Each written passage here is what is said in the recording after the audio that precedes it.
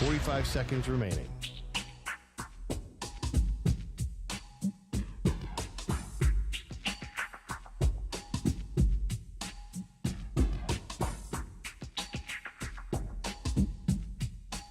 Seconds remaining.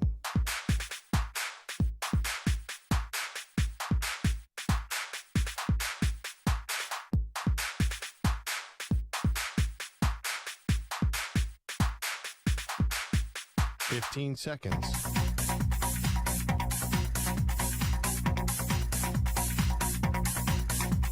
Break ends in 5 seconds.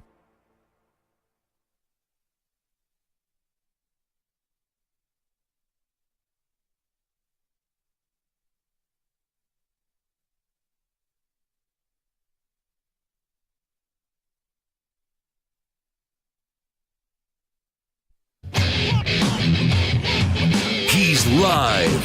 He's nationwide on CBS Sports Radio. This is the Zach Gelb Show.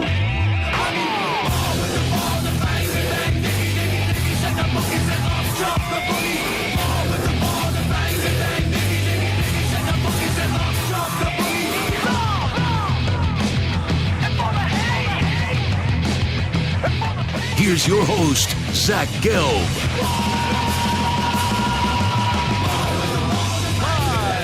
Show, yet not overly ostentatious studios of the downtown Phoenix Convention Center. This is the Zach Gelb Show, coast to coast on CBS Sports Radio. Welcome you in across all the great local CBS Sports Radio affiliates, Sirius XM Channel 158, the free Odyssey app, and of course streaming live on YouTube, youtube.com/CBS Sports Radio. 855-212-4CBS is the number to jump on in, 855-212-4227. You can always get at me on Instagram, where I'm straight flexing, or via the good old cesspool of Twitter, at Zach Gelb. That's ZACHGELB. We're sponsored today by Werner. Werner is the official ladder of NCAA March Madness and the official ladder of construction professionals everywhere. Reach new heights with Werner, available nationally at the Home Depot. We have an action-packed show for you today. We'll have a ton of guests stopping by. We'll be joined today by PJ Carlissimo, Greg Gard, the head basketball coach at Wisconsin, Princeton assistant coach Brett McConnell, longtime friend of mine, Clark Kellogg, Earl Grant at BC, Phil Martelli, the legendary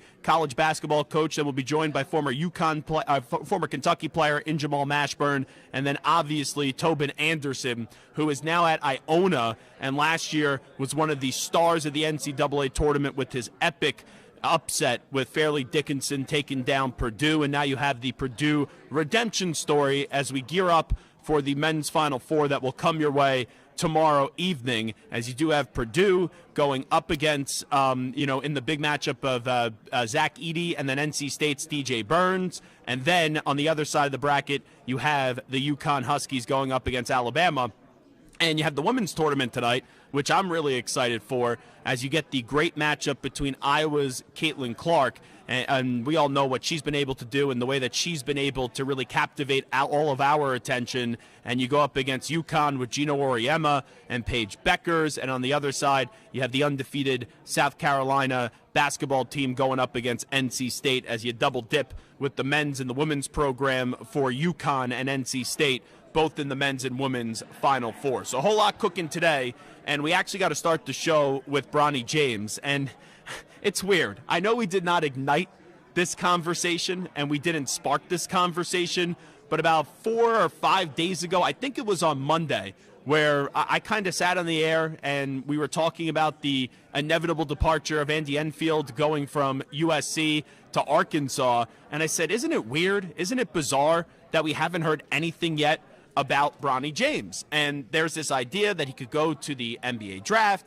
There's also this idea that Bronny James could hit the transfer portal and maybe go somewhere else, or maybe, just maybe, he would return to USC. Well, we don't really have the answer today because all options are still on the table, but we could eliminate the option in all likelihood of him staying at USC, because the breaking news from earlier this morning is that Bronny James is going to enter the 2024 NBA draft. He is still going to maintain his college eligibility, and he will also enter the transfer portal. Now, there is a cutoff in late May, I think it is May 29th, where Bronny James has to decide if he is going to either maintain this dream and this journey of going into the NBA draft. And I know if you don't get drafted, and that's been a newer rule as of late, you could come back. But if Bronny James is going to have the ability to get drafted, somebody is going to take the chance on him. So you either have to go to the NBA draft and then you're going to start your NBA career, or it's going to be by May 29th, you come back to college, and then we find out what school Bronny James is going to transfer to. But the reason why this is so intriguing is because of the whole LeBron James factor, and I don't want to say it's kind of the dark cloud hanging over the league because it's a little bit ominous, but there is a cloud that's hanging over the league about the future of LeBron James and what LeBron James is going to do, because if he wants, he could get on up out of L.A. this summer, and he could go find a new team. So a lot of that would be based on, obviously, his dream, and if that is also his son's dream of wanting to be on the same team in the professional ranks. But when I go through this, and I'm not going to pretend to be an expert when I'm not an expert on something, but right now, I just don't think Bronny James is ready to go into the NBA. And I know he had the unfortunate heart situation over the summer, and that was terrible to see, and I'm glad that he was able to get through it, and his minutes were not as you would expect them to be this past year at USC, and you hear about the potential, and you hear about what he could be. It's almost, and this isn't a fair comparison, but it's almost similarly the way that we talk about J.J. McCarthy's draft stock, where people are like, oh, he'll be this, he'll be that. I know there's a lot more tape. I know that J.J. McCarthy, right, obviously is not the son of LeBron James, so there's different dynamics in there. But that's kind of the feel that you get, is people are talking about the potential and what you haven't seen from Bronny James and what he could develop into once he gets into the NBA. But I think the best place for him to develop and the best place for him to get some serious minutes next year is actually staying in college. And that's why I think it would behoove him greatly to go back to college, and it doesn't look like he's going to be going back to USC. I know USC, and we saw the video yesterday, the Musk bus getting on the private jet. I guess he doesn't need the bus anymore when you go from Arkansas to USC, from one big program to another big program, and there's all the speculation on who's going to be the next Arkansas coach with the Pig Sueys and the Razorbacks and all that, and there's some thoughts that it could actually be Jerome Tang. But I actually don't think it'd be the worst thing in the world if Bronny comes back to college and then Bronny James goes to a smaller type of program that's still in Division I. And there is an easy, and I mean an easy layup, slam dunk potential destination for Bronny James to land for this upcoming season in college basketball if he in fact does withdraw himself from the draft process and wants to continue this journey and just have it delayed going pro another year and going back to college. And that's going to Duquesne. And I know people are going to say, Zach, come on. This is LeBron James' son. He's not going to Duquesne.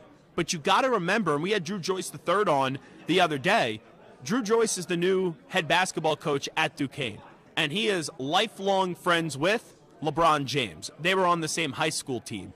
So I could easily see LeBron advising Bronny, if in fact Bronny goes back to college, to go play for Drew Joyce III. And you know that LeBron has that family type of connection and the longtime friend connection with the new head coach of Duquesne. So that's what I think should happen. And I'm going to sit here today and say that will happen. But from what we do, and from a national landscape, and from a storyline kind of perspective as well, the juiciest storyline for us in what we do is to see Bronny James not only keep himself in the draft, him get drafted, not get drafted by the Lakers, and then this creates this domino effect of will LeBron James team up with his son? And this is the one thing we don't know in this entire scenario. LeBron James's vision is to one day play in the NBA with his son. We have seen him pull back from that a little bit with how outspoken he was about it in the last year. We've seen him kind of revert and say, that's my dream. I got to see if it's my son's dream as well. And I am fascinated by that potential dynamic of, will Bronny James want to start his NBA career in a locker room when his dad is in there? Because isn't there part of you that says, okay, when you've been in the shadow of your dad forever, and obviously a lot of good comes with that, and you're always known as LeBron James's son, you'll always be known as LeBron James's son, does a part of you, when you start this professional journey, do you want to kind of carve out the path away from your father? Do you not want dad with you in the locker room? And I think that answer is an intriguing dynamic, because if that is in fact the case, then maybe some teams don't view Bronny James as a lottery pick, because he still needs a lot of development. We haven't seen a lot of him on the basketball court. But if you go into the draft process making it known that there's a good chance you draft me, my dad will sign with you in this offseason, then yeah, you bet your ass it is going to make the stock of Bronny James quickly rise. Because if you're one of these smaller markets and you have trouble drawing fans into the stands, and you could get LeBron James on borrowed time, which he may only play another year or two at most, I would have to say, because even LeBron in his own admission the other day said, the end of his career is sooner rather than later. Like, he's not going to go play for another half decade or another 6 or 7 years or whatever it is. Like, we forget LeBron is about to turn 40 years old coming up in the winter. So if you do make those intentions clear that now is the time, and you're going to stick through, and you are going to enter the draft, and you're not going to revert back to college, and this is a final decision, which right now it isn't, that's the big question. That's the big domino to fall. Does Bronny James actually want to play on the same team and be in the same locker room as his father? Because if that's the case, and that answer is yes, I guarantee you there's going to be a team in the top 10 of the draft that's going to say, let's go select Bronny James, because that means we're also going to be able to latch on to LeBron James, and we'll see if Bronny can make it in the league. But if not, at least we get 2 years of an all-time great and the second greatest player of all time in LeBron James in that locker room. And you know what that could bring to a franchise. We know what that could bring from a marketing standpoint, merchandise, ticket sales, and so on and so on. And that's something that a lot of teams, just from a business model, would be highly, and I mean highly, intrigued by. So ultimately, we sit here today and we try to figure out what's going to happen, and it's all speculation. And the way that this new system is, it's very in favor of the player, where just because you go and enter the draft doesn't mean that you're actually going to go through with the entire process. So now Bronny James, the clock is ticking, where he has left all doors open. He's left all options on the table, where Bronny James enters the 2024 NBA draft, but he does maintain his college eligibility, and he's also going to enter the transfer portal. So now we have to see the dominoes fall, and will Bronny James continue through this process, or will he end up coming back to college, and then it turns into, well, which school is Bronny James going to end up selecting if he does, in fact, stay in the college game? And now joining us is a longtime coach, does a phenomenal job for Westwood One, and that is PJ Carlissimo, kind enough to join us on the Zach Gelb Show on CBS Sports Radio, broadcasting from Phoenix, the site of the Final Four. Coach, always great to see you. How are you? Good to be with you guys. It's always great. At the Final Four, it's always great. I'm liking this Final Four. Obviously, I like the teams, and I appreciate ESPN lets me go. I do NBA most of the year, and they give me these 3.5 weeks off to work with Westwood One, and it's my college fix. I love it. Let me ask you, because we opened up the show talking about Bronny James, who announced today that he's going to enter the NBA draft, but he's still going to leave the options on the table for a return to college, and he's hitting the transfer portal as well. Since you've had the college background as a coach and also the pro background, what would you kind of advise him right now? Do you think he's ready to go to the NBA and stick through with this? No, he's not ready to go to the NBA right now, but it doesn't matter if a team. Very few of the guys are. We're taking kids in the NBA now that you would have never taken in the past. But it's just you're betting on their upside. They're too young. It's one of the biggest challenges of coaching in the NBA right now. There's so many guys coming in that are not ready to play in the NBA. And I'm not saying college is the be-all and end-all, but I mean the guys in the past that played 2 or 3 years at college, particularly at a real competitive place, and it's not the same whether it was the G League now or the Igniter not there, or guys have come in. Don't get me wrong. There's exceptions. Guys come out of playing in Australia, playing internationally. But like when you see a guy like Luka come over, or when you see Nikola Jokic, this guy's been playing professionally for so long. Bronny's a great body. He really knows how to play basketball. I'm a fan of Bronny's. It was a tough year this year. USC, the team, had a tough year. Bronny didn't have a tough year. Andy Enfield's not a good coach. He's an excellent coach. Preseason, we all thought, I do Pac-12 Network also. Do Pac-12 Network also. But everybody thought USC would be 1 or 2 in the league with the guys they had returning, plus the, Collier, Bronny, the guys they brought in. And it just didn't work out. So it was a tough year for him.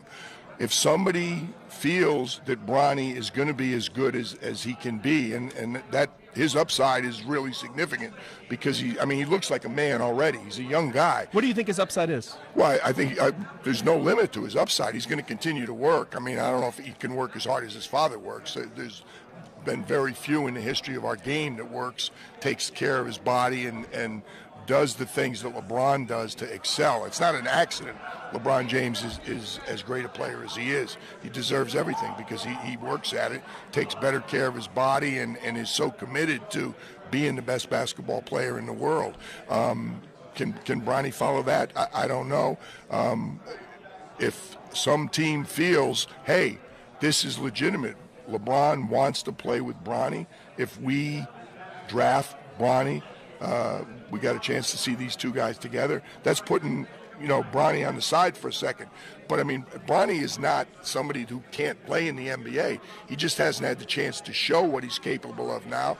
And it's good that he can sample, that he's going to be able to go through even workouts with NBA teams, go into portal, maybe stay at USC with Muss. You got a former NBA coach that's there that would be a great guy to be able to coach him, or maybe he goes somewhere else where he thinks he's got a better opportunity to play. I think, What do you think about this? How about Duquesne? Because the Drew Joyce III connection. I've been floating this out ever since we had Drew on the show 2 days ago before we even found out about the portal with Bronny. Well, there's no question.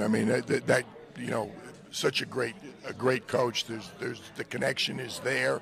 There's no question. I think Seton Hall, fresh off an NIT championship, I think Seton Hall would be a great. Shaheen Hall, excellent. I get Shah on the phone right now. I'm sure he could find a place for him. But Bron has said it best. Bron said, "Hey, he's a man. He's going to make his own decision. Well, is he going to talk to LeBron? Of course he's going to talk to LeBron. He's going to talk to the family. He's going to talk to Rich Paul and his advisors. I think he'll make the right decision. But I think literally it can go down 3 paths, and it remains to be seen. But he is a better basketball player than people have seen so far. He has great instincts. I love his passing, his defense, the reads he makes.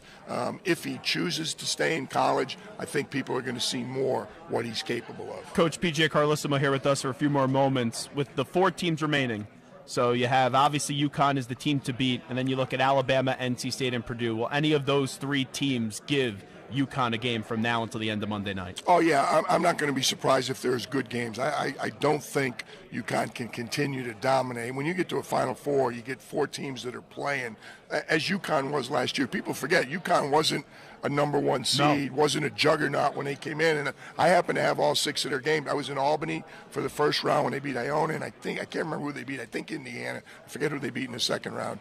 And then we had them when they beat Arkansas and Gonzaga in Las Vegas in the West Regional, and of course the 2 games in Houston. It wasn't expected. Those 6 games, they were far and away the best team in the country at this point last year. They've been that most of this year, but so has Purdue and so has Houston. They were the 3 best teams all year. There's a chance we're going to get 2 number 1s to play. Now, they both have games on their hands tomorrow, but we could end up with a 1 versus a 1, Purdue versus UConn. But NC State, I was with them in Dallas last week. Their backcourt just took Marquette and Duke's backcourt out of the game, and they both have exceptional backcourts. I think if they can do that and really slow down Braden Smith and Fletcher Lawyer, that's you're not going to do much with Zach Edey. But if they can really, impact Purdue's backcourt, then NC State has a shot. They're defending as well as anybody in the country right now. They've won 9 straight elimination games. They're capable, and they really believe that they're capable. And Alabama is very talented. Nate Oates is not a good coach. He's a great coach. And one of the things I like, Zach, that really impresses me, you got 3 guys that coached double-digit years in high school. Nate Oates at Romulus High School, Danny 1 year at St. Anthony's and then at St. Benedict's Prep, and Kevin Keats at Hargrave Academy. You got 3 guys who spent double-digit years coaching in high school, and even Matt Painter didn't coach in high school, but spent 11 years before he got to Purdue, at Washington and Jefferson, at Eastern Illinois, at Southern Illinois. So I love the dues, if you will, and the sharpening that these 4 guys did before they got these great opportunities at these great schools now. So I'm really happy for them that they're here, 3 of them for the first time, Danny for the second time, and I hope the games live up to the hype. Well, hey, if they don't live up to the hype, I think the women's will, because the women's game has been unbelievable. We're going to watch tonight for sure, no question about that. Yeah, so I can't wait to see Caitlin Clark go up against Oriema and UConn. Anyway, Coach, always great to see you. Thanks so much for doing this. Great being with you. Thank you very much. He is PJ Carlissimo. It is the Zach Gelb Show, coast to coast on CBS Sports Radio. We'll take a timeout. When we come on back, Wisconsin head coach Greg Gard going to be joining us on the show. We'll come on back from Phoenix in a few moments. You're in a 5-minute break.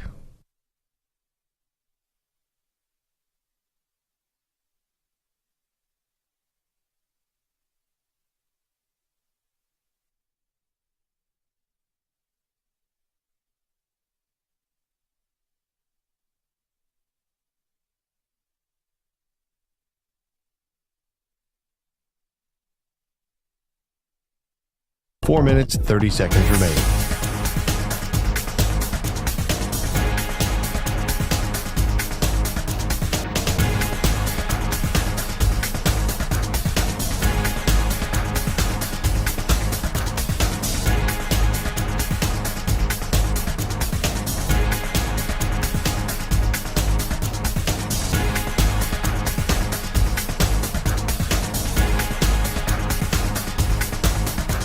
Four minutes remaining.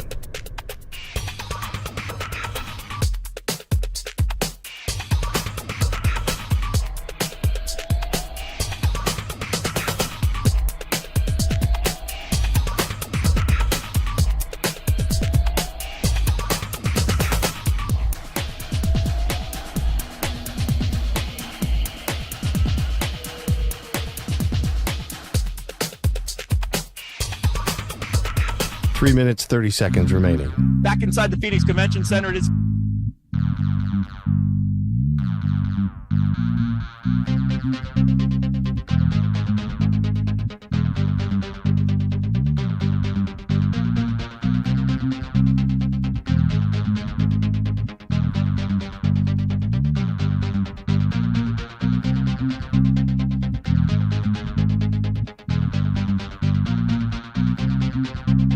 Three minutes remaining.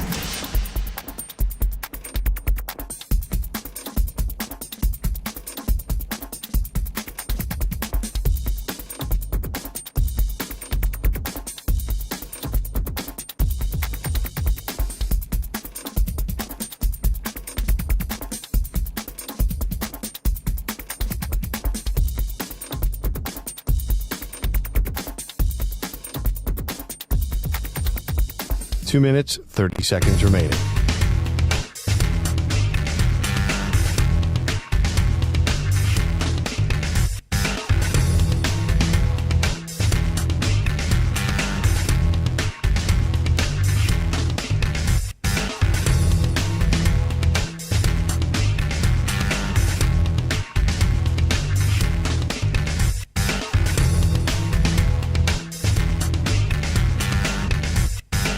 Two minutes remaining.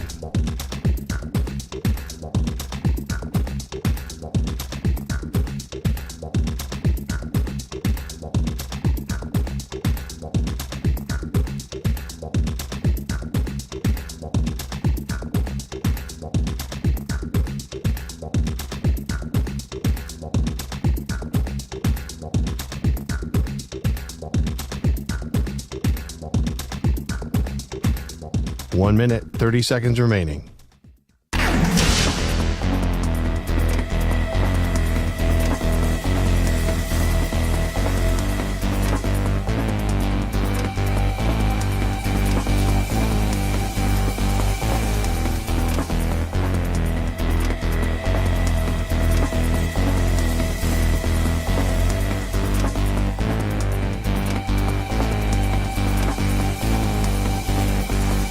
One minute remaining.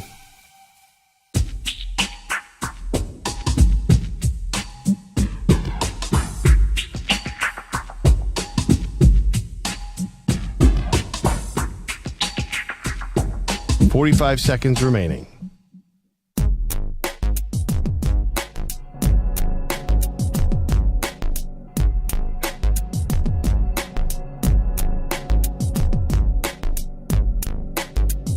"30 seconds remaining.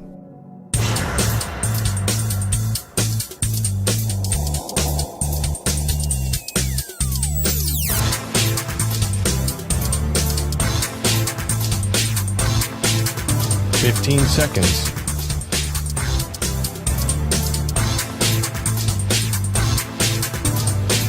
Break ends in 5 seconds.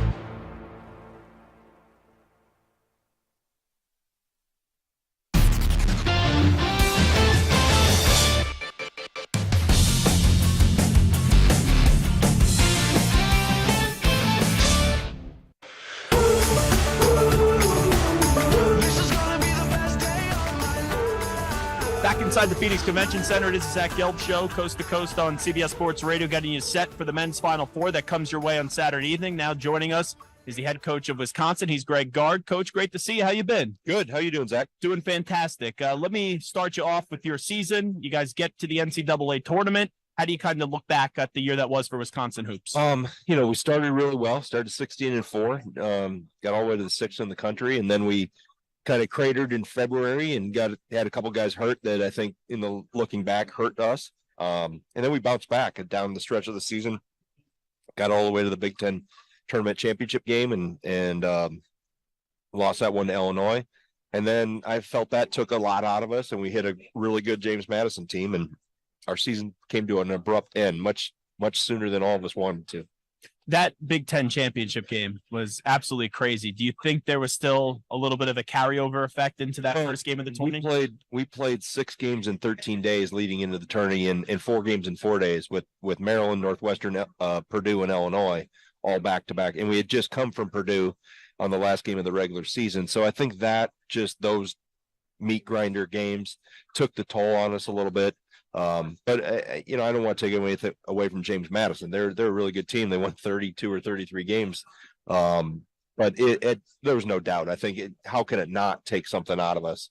And I thought it showed when we got to Brooklyn, and we weren't as sharp and as in sync as we had been the week before. That's why I'm blown away by NC State, because to win 5 games in 5 days, and then you win the first weekend, the first 2 games, and then you have that little layoff, and then you're still able to be that strong. Right. I'm blown away with Kevin. Yeah, that's been they're a made free throw or a bank 3 by O'Connell. Yeah, not going to overtime for Virginia. Whoever, I think it was McNeely, missed the free throw, the 80% free throw shooter. So that's how fine of a line it is. And you run to the other end, and O'Connell banks went in their overtime, and next thing you know, they've won 9 in a row, and they're still playing. Talking to Greg Gard right now, head coach of Wisconsin, joining us on the Zach Gelb Show on CBS Sports Radio. So the Purdue victory for you guys was enormous. I know you played them 3 times, and it took overtime for you to get a victory up against them.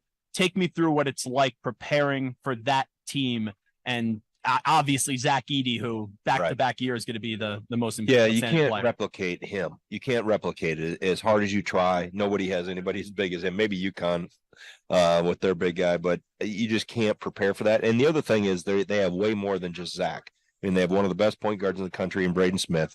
Lance Jones, a transfer from Southern Illinois, has really given them a spark. And they have a lot of really good pieces around Zach. So, and they also move you in different ways where it's hard you have to make decisions. You kind of got to pick your poison. Do you want to send double teams at him? Do you want to not send double teams at him and live with him racking up fouls and playing in the paint? Do you want to, raid him a little bit more and give up threes? And they move him around and they space the other guys around to really force those decisions and spread you out. So, Matt's always done a good job schematically when it helps when you got a 7'5", 325-pound guy to throw it to. And sometimes you can defend the possession perfectly and they just throw it higher. Or he goes and grabs it above everybody as hard as you try. So it's unique in terms of how I think, it took us 3 times to finally crack the code, so to speak. And the other 2 games are really close. I think it was 6 at our place and 8 at their place. But finally we were able to stay close enough and make some plays down the stretch. But they're really good and they're here for a reason. They've always had the talent, but after what they went through last year, I wonder how mentally tough they would be. Like when I look at them and see their mental toughness, right, that's what stands out, because some schools can't overcome that, obviously. Absolutely. And they're another year older, another year. And I think that they had to face that as Virginia did a few years ago when they lost to UMBC. And you can turn that one of 2 ways. You can let it bury you, or you can face it and build for it and build and work through it. And, as I told another show a little earlier, I don't get caught up really in the seed lines that are out, because there's so much parity in college basketball, more parity in men's college basketball than any other sport. And that's why you see all these so-called upsets, because it's a 40-minute 1-game series. The Lakers aren't playing the Sioux Falls Skyforce in a 1-game playoff, right? They don't even play them, let alone put a 1-game tournament make your season on the line. So the 3-point line, the transfer portal, all the things that have leveled the playing field, so to speak. And like I said, you have game pressure is real. It's hard being that 1 seed. There's a lot of pressure with that 16 coming at you. And Purdue's been able to handle it really well. Last thing I'll ask you, Greg Gard, rivalries are what make college basketball. It's what make college sports. I know you and Juwan Howard got into it a little bit throughout the years. The moment he just once. The moment he gets let go, everyone's like, they're posting the photos of you guys going at it and everything. Just how did you kind of react to the changes going on in Michigan? Really don't pay that much attention. Juwan, had really good teams there. I know he's battled some health issues, with his heart and stuff. I read an article today actually on the way out here.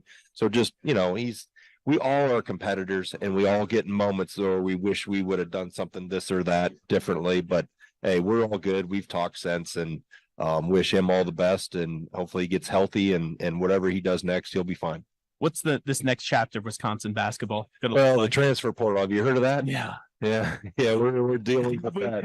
Yeah, we're dealing with that. Here's the thing: you still got years to give. So, how do you guys kind of adjust to all these changes? You have to adjust, and you have to adapt to, and we have. I think we've tried to really hit it face on or head on, and the same thing with the NIL. It's been something new, and college basketball has changed more in the last 3 to 5 years than it has maybe the last 35 years combined, just with all this that has come at us and, during and since COVID. So we're adapting, we're adjusting. We're going to be really good again next year. We got a lot of guys back, and we're going to add good pieces. We got 2 really good freshmen coming in, and again, we're always active and vigilant in the portal. Well, he's Coach Greg Gard. Coach, appreciate it. Thank you. Hey, thanks, Zach. There he is, Greg Gard, joining us, the head coach of Wisconsin. It is the Zach Gelb Show on CBS Sports Radio, live from the Phoenix Convention Center, getting you set for the men's Final Four tomorrow evening. By the way, using your phone while you're driving could kill someone. Put the phone away or pay. This is paid for by NHTSA. It is the Zach Gelb Show on CBS Sports Radio. We'll take a break. When we come on back, longtime friend of mine. He is on the Princeton staff. I've known this guy for many years. Brett McConnell going to join us back from Phoenix after these short messages. Update time first. Let's send it back to our New York City headquarters, and standing by with the latest CBS Sports Radio update. Here he is, Rich Ackerman. CBS Sports Radio. Sports Flash. Well, 45 years ago, there was Larry Bird and Magic Johnson lifting college basketball, and now Caitlin Clark and Paige Beckers are among those doing the same for the women's game. The Final Four tips off tonight in Cleveland.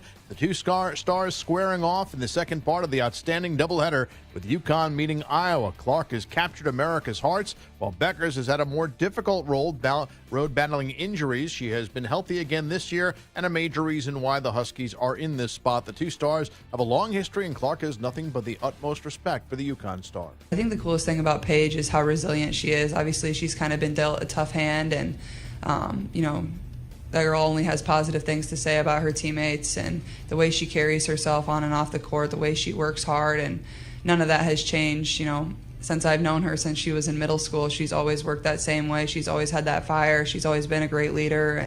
The first game of the night features South Carolina and NC State. The Gamecocks continue their quest for a perfect season at 36-0 entering tonight. Also right now, baseball today in New York. The Blue Jays lead the Yankees 1-0 in the bottom of the 8th. It's the Tigers with a 5-4 lead over the A's top 9. And top 4 at Wrigley, the Cubs on top of the Dodgers 6-2. I'm Rich Ackerman.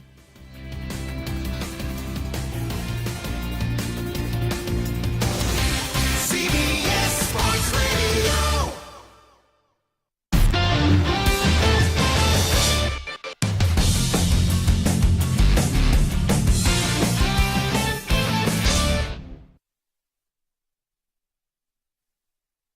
You're in a 5-minute break.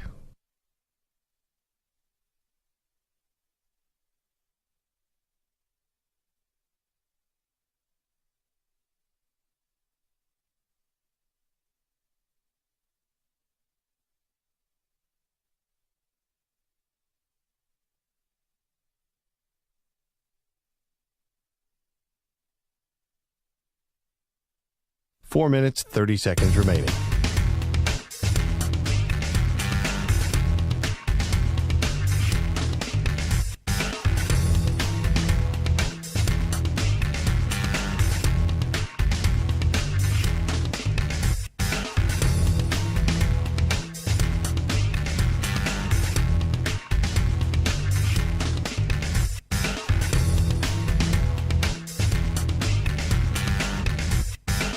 Four minutes remaining.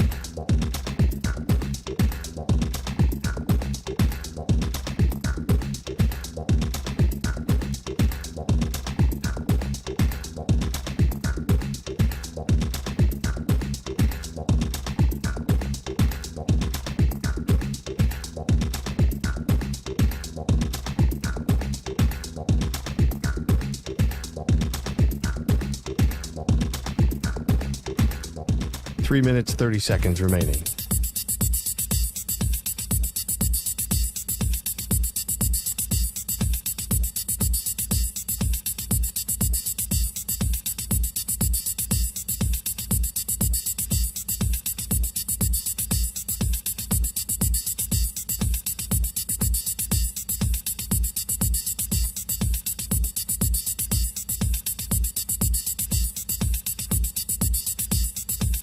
Three minutes remaining.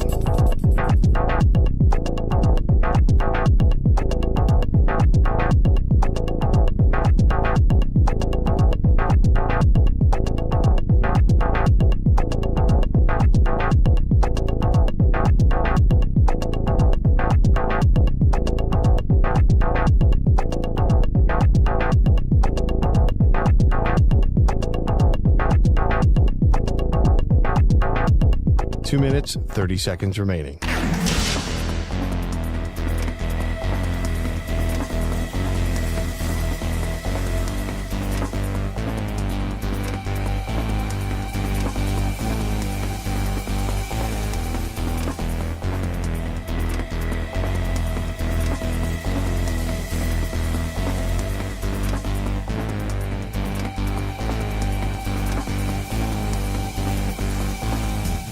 Two minutes remaining.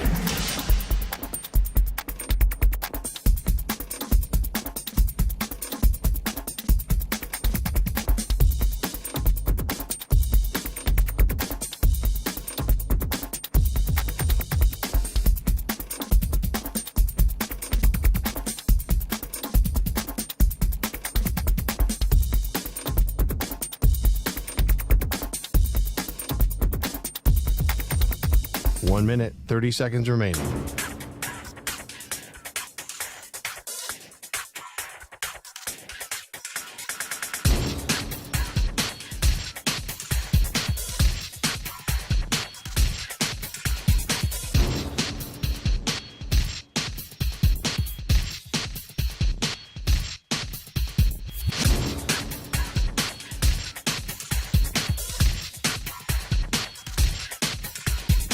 One minute remaining.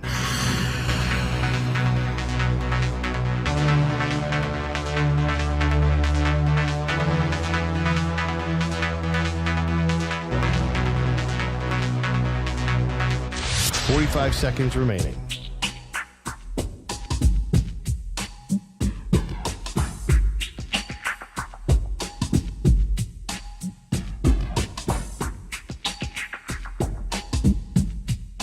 30 seconds remaining.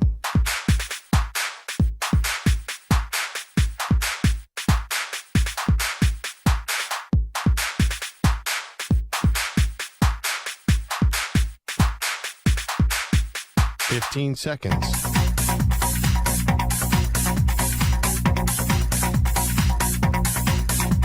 Break ends in 5 seconds.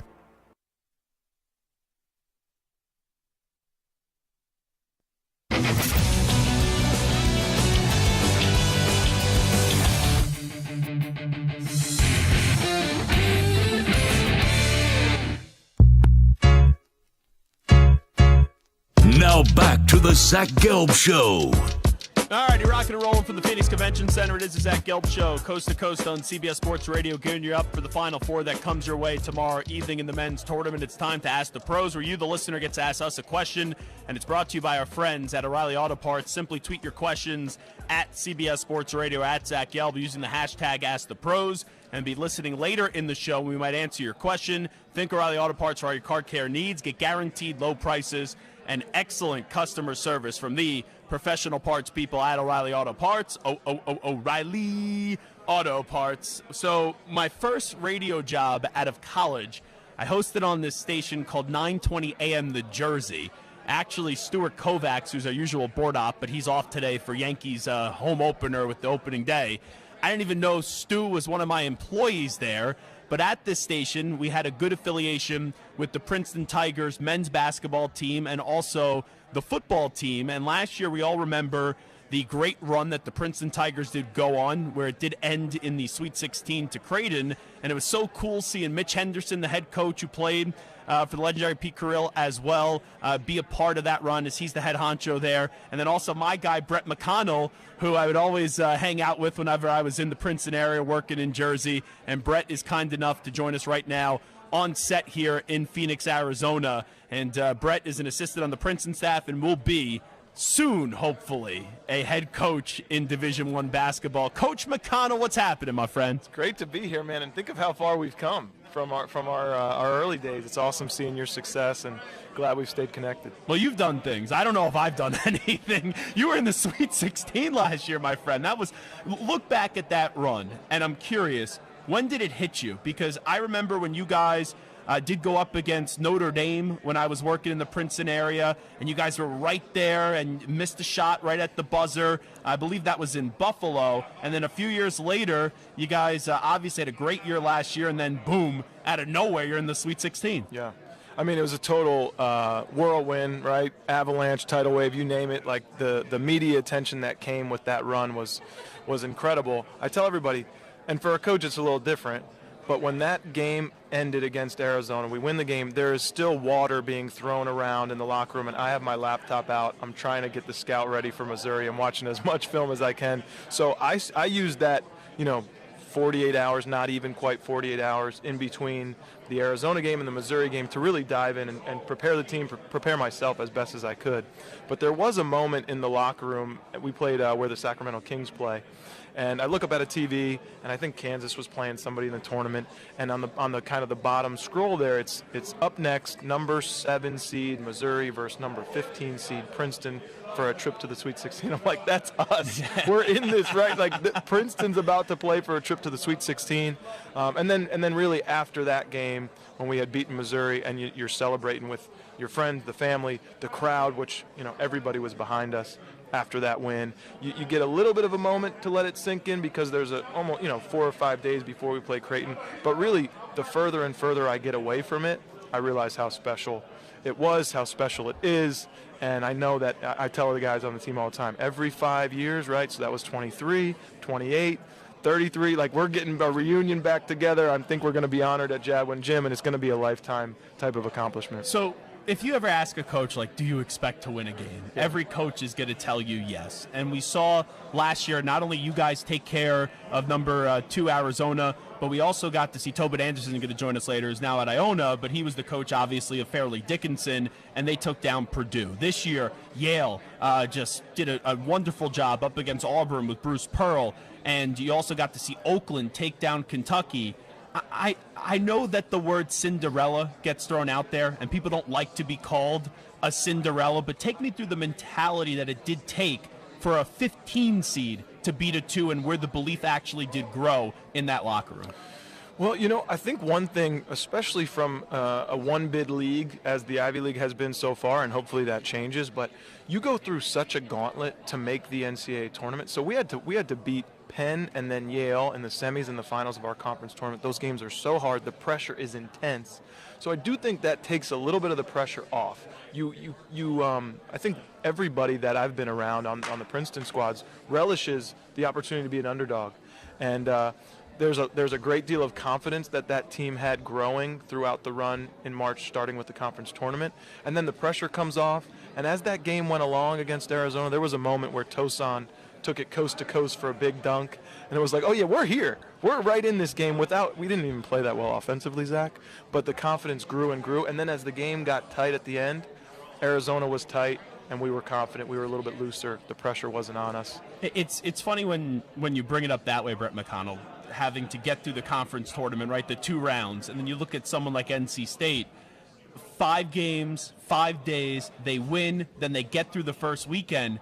And when I had Kevin Keats on, I kept on saying to him, I just can't believe you guys had the legs. And I actually thought maybe why they wouldn't get here was not the first weekend. It was the second weekend when you get a few days off, let's just say, and you're preparing, and then you have to find a way to get right back into that mold on the court.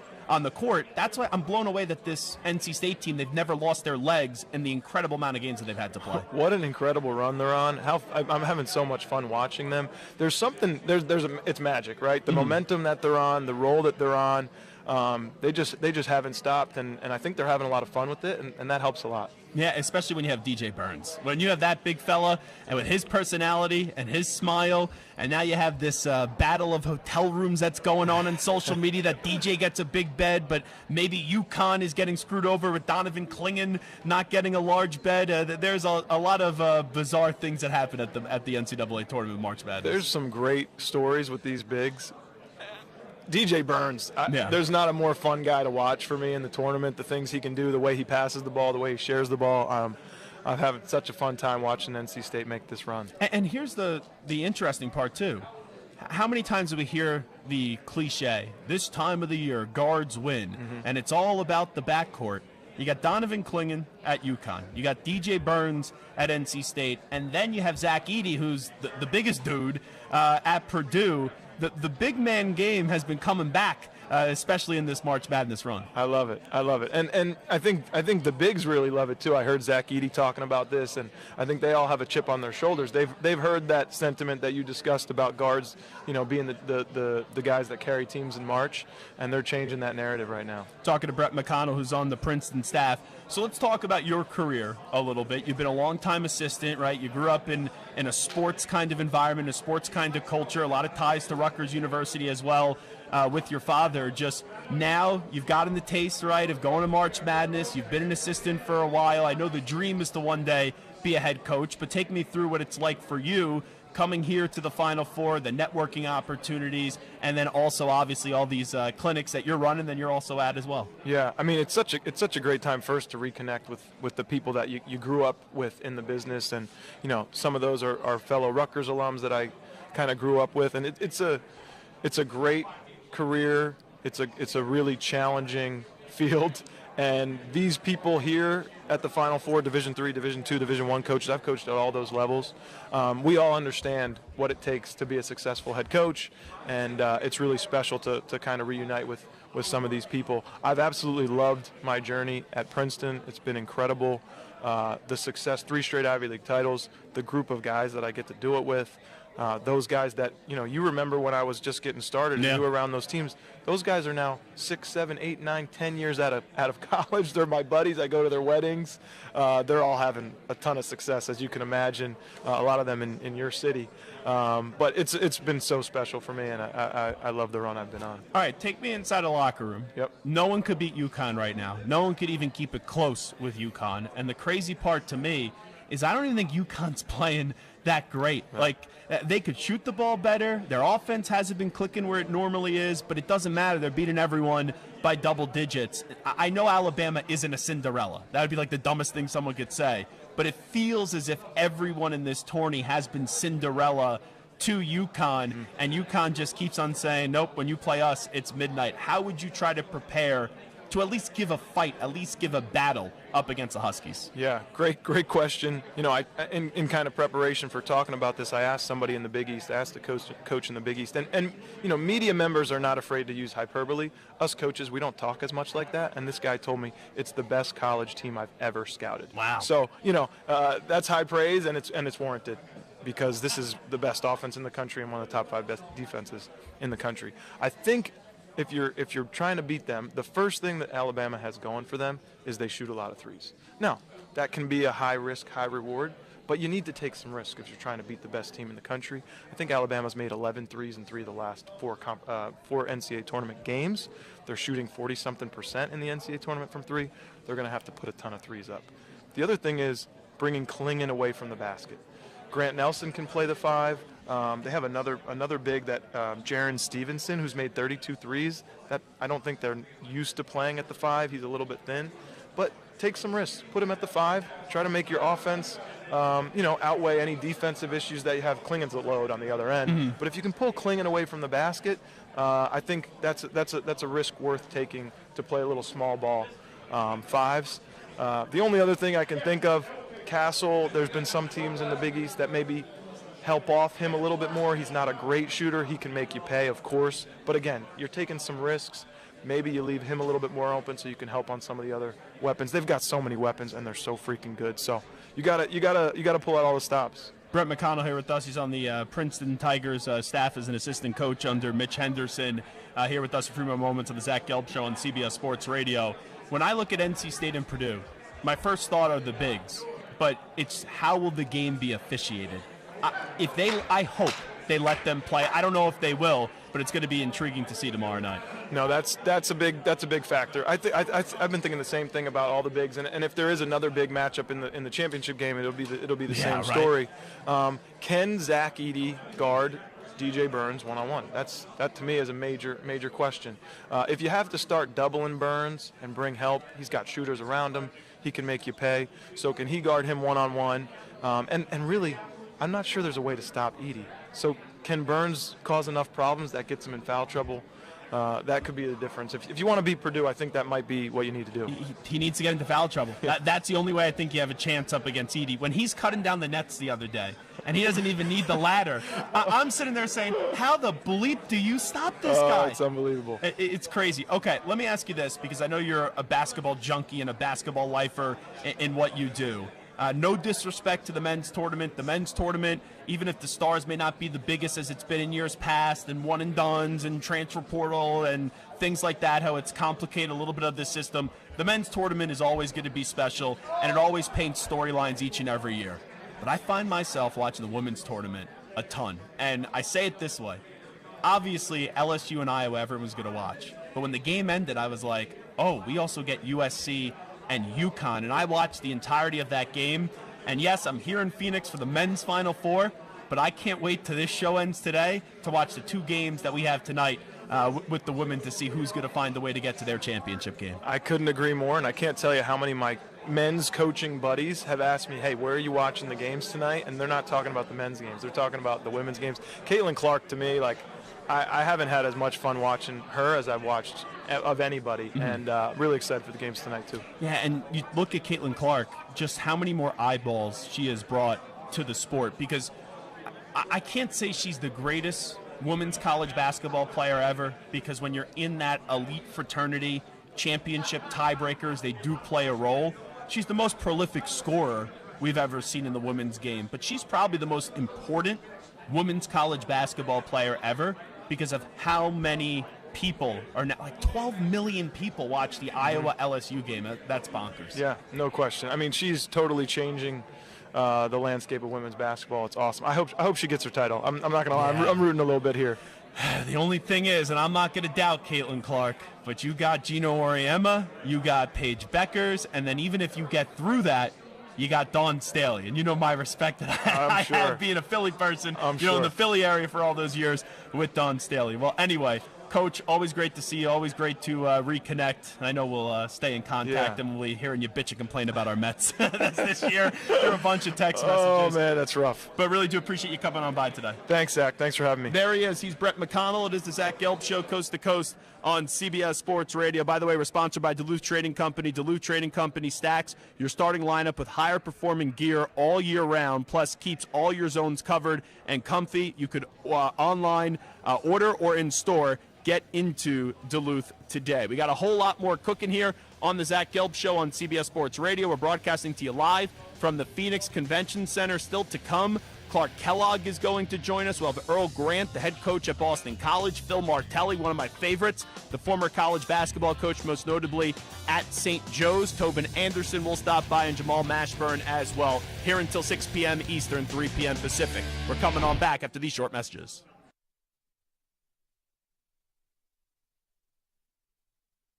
You're in a 5-minute break.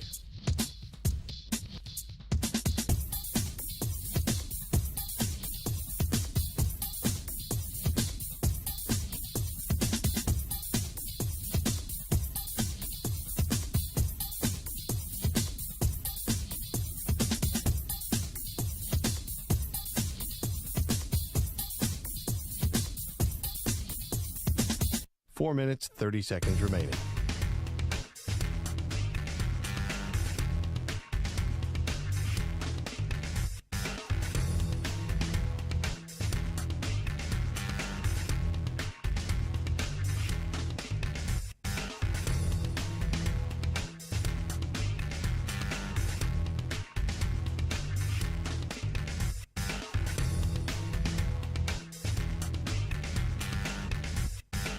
Four minutes remaining.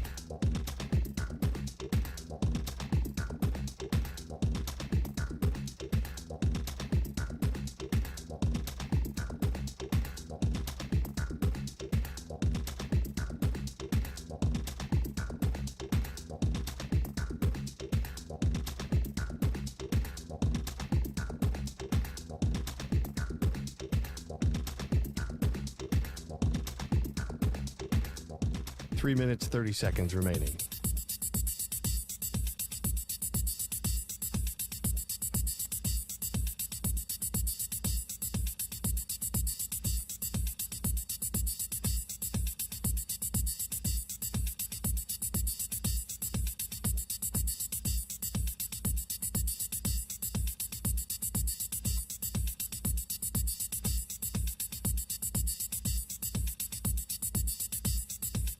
Three minutes remaining.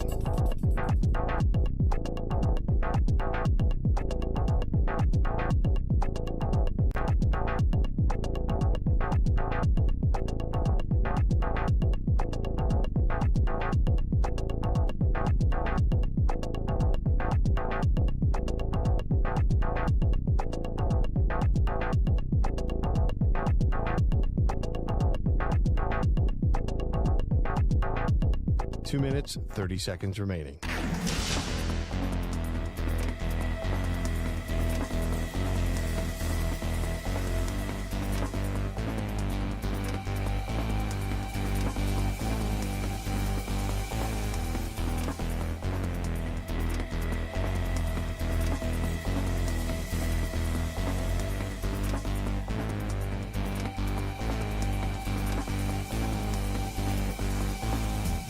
Two minutes remaining.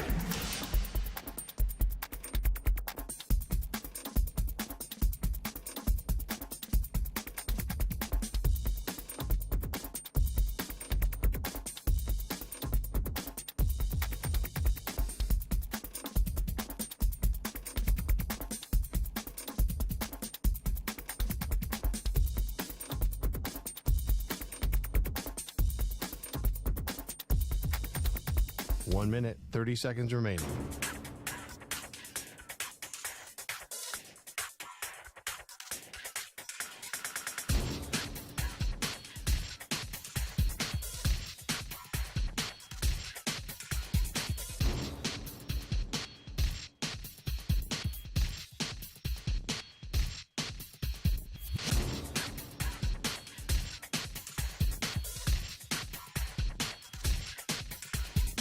1 minute remaining.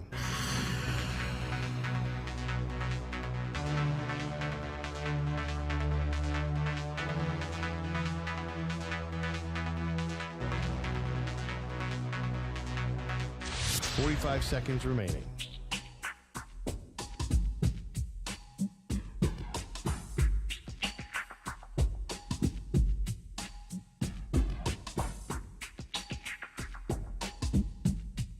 .30 seconds remaining.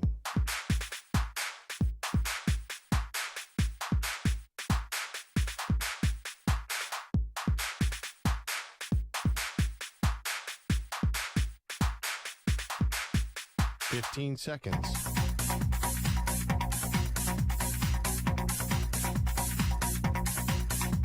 Break ends in 5 seconds.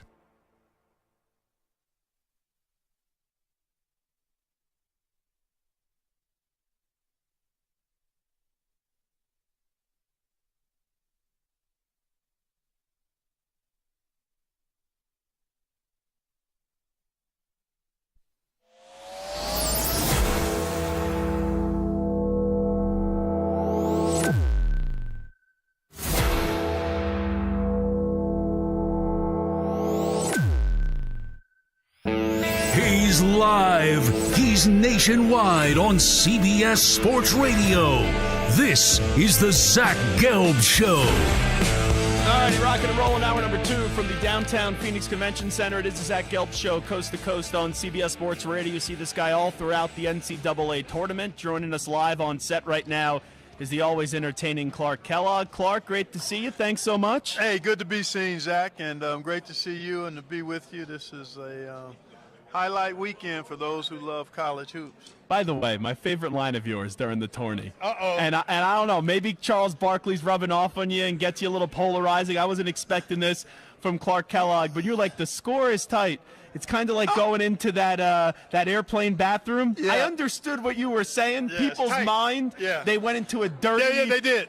type of place. But I get it, being a tall, big Yes, fella. you would, Zach. You know exactly what I'm talking about. Going into those airplane bathrooms ain't easy. Yes, it's not, man. But I think everybody can relate to it on some level in terms of the tightness and cramped quarters, and that's all I was trying to illustrate, nothing more. And if it helps people paint a picture of what tightness looks like, then I'm happy that it turned out the way it did. Yep. What did you make of the reaction from that line? Because it was great. I mean, Ernie obviously is excellent as a deadpan guy, and he didn't want to see what I was trying to. Thanks for the imagery. Yes, exactly. But it was great. I had some other folks that are in our studio that are working behind the scenes, and they loved it. They all chuckled and laughed, and it was fine. Yeah, it was good. No, it was fine. Sometimes it's nice to surprise folks. Yeah, you know. I definitely did. I was on my couch. I was like, okay, I get it, but I wasn't expecting that from Clark. I thought Charles. I slide him in there. I slide him in there every now and then. Yeah, I'm a little sillier than some people think I am. So here's the big question of this tourney. How does someone give UConn a game? Alabama, we know they could score. Yeah. Their defense has been improving throughout this tourney. They've been making stops. Where's the confidence that Alabama gives them a game tomorrow evening? Yeah, it's moderate.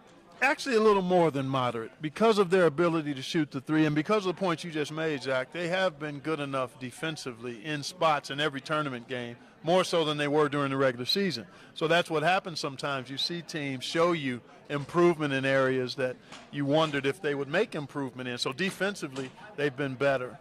And I think they get right cell back is what it sounds like. And that helps. It adds another player in their rotation, another shot maker, playmaker.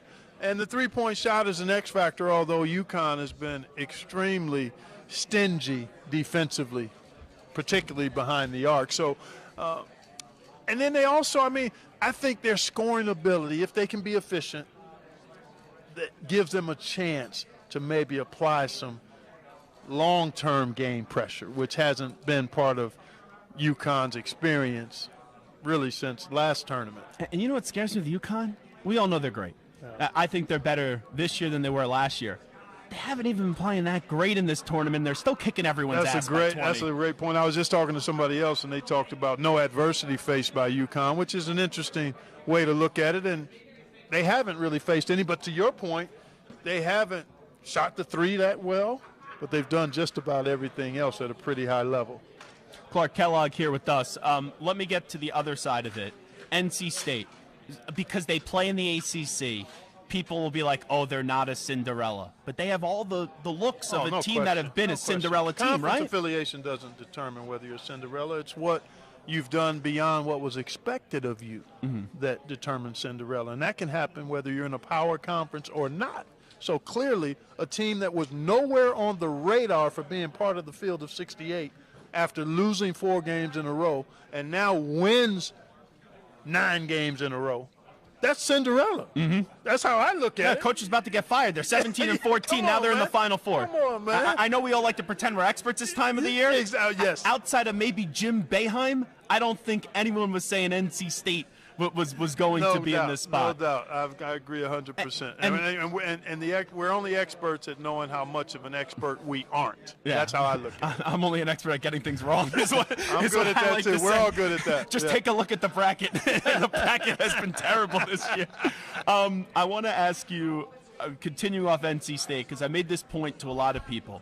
The thing that has impressed me the most, obviously the story, but their legs just have not given out. Yeah. I would have thought by now, with how many games they've had to play and how quick it is moving from game to game, survive in advance, they look like the most well-conditioned team maybe in the country that I've seen. That's a great point, but I think most teams can manage workload through practice or less practice so that you're at your best. Not like when you were playing. For the games. Yeah, it's changed. It's changed. Run you into the ground in practice. Yeah, but now there's much more understanding of what's required to be sharp, and rest is a big part of it.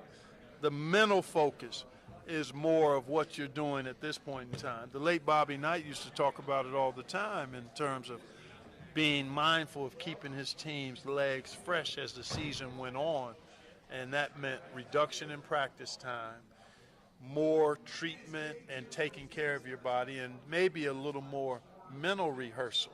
And so I'm sure that's part of what the equation is, and there's a level of excitement that comes from being able to play in the games, and that adrenaline also can carry you too, as long as your body is in pretty good shape. If you can't say Clark Kellogg, pray or get him into foul trouble, what's the best game plan going up against Zach Edey?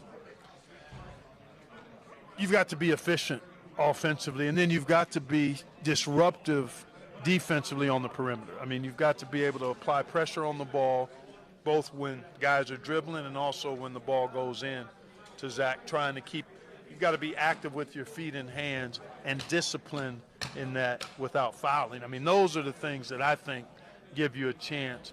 Ohio State beat Purdue late in the season, and that was one of the best defensive efforts the Buckeyes had put together, not because they physically wore Zach down, but they were active.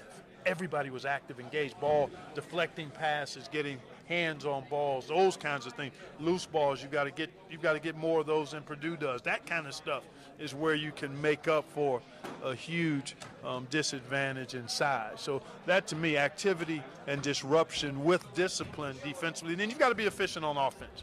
You can't afford offensive droughts. You've got to be consistently scoring the ball, taking good shots and making a good percentage of them, to me, is part of the recipe. Do you want to see Clark Kellogg, the tourney, expand from 68 teams? I've warmed to it because it's more a function now of expanding in relationship to how many more Division I teams there are. Every other championship or postseason play of the NCAA usually has 20 to 25% of the eligible Division I teams that can qualify. In basketball, before the 2011 expansion, it was like at 19%. We went to 68. That got it to 21 or 22%. And this next move, if it's 4 or 8, based on the number of the additional number of Division I teams, would keep us in that space of 22, 23% of your teams. I think that's reasonable and makes sense and is fair.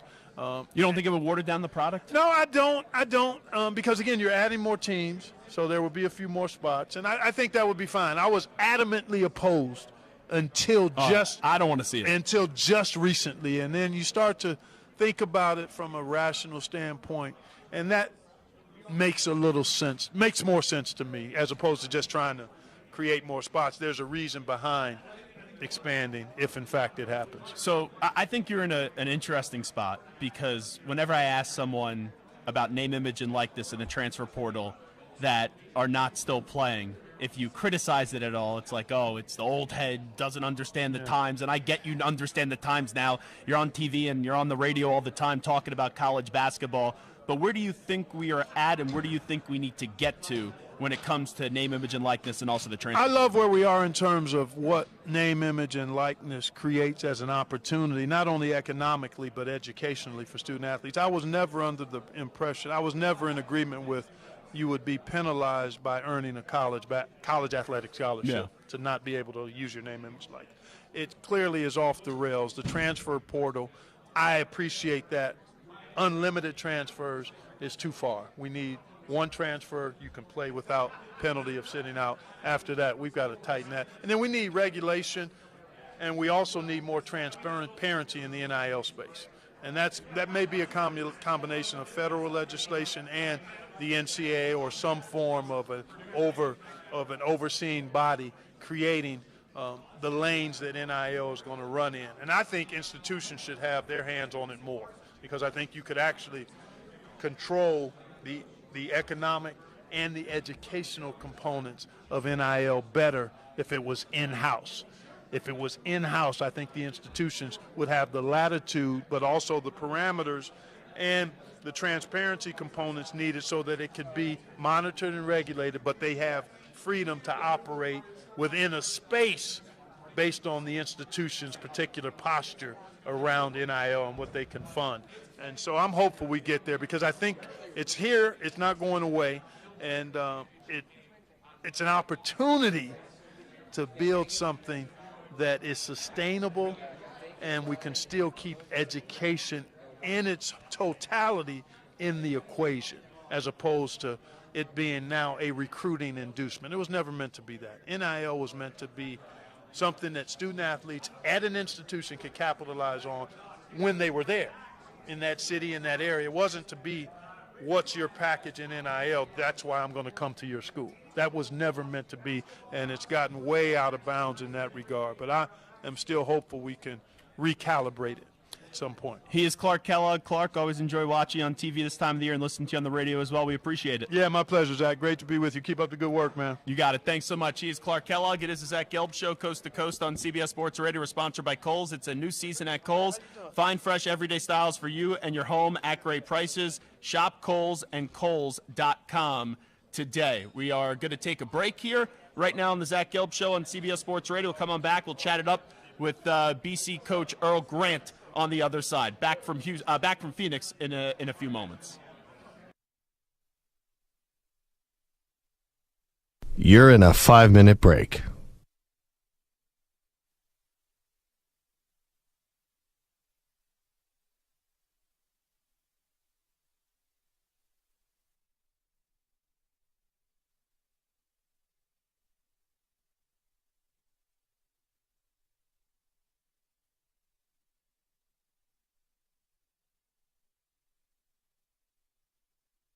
Four minutes, 30 seconds remaining.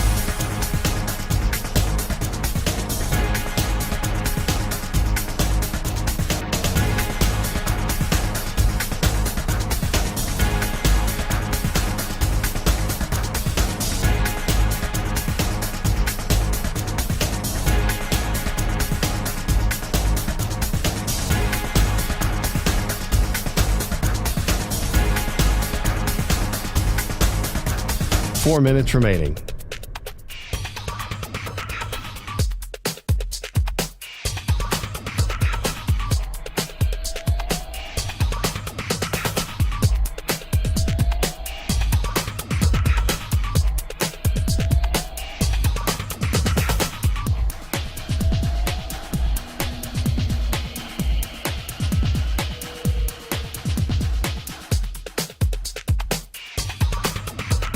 Three minutes, 30 seconds remaining.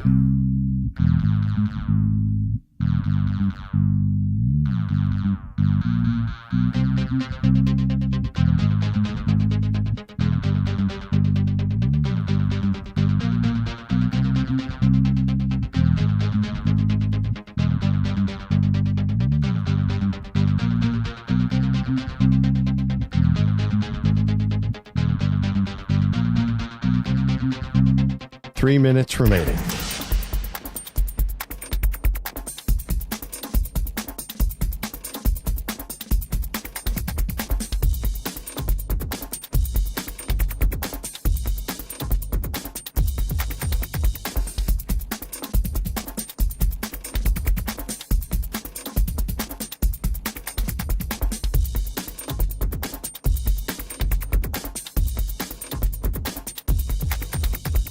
Two minutes, 30 seconds remaining.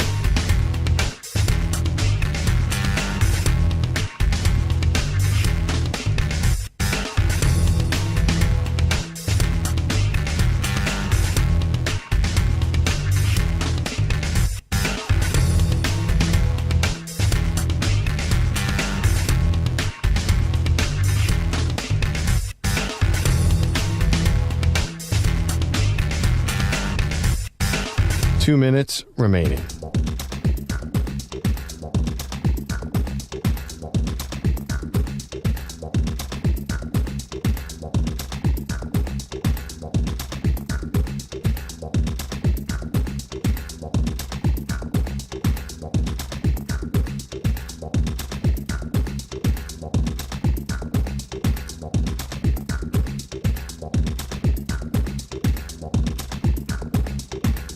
One minute, 30 seconds remaining.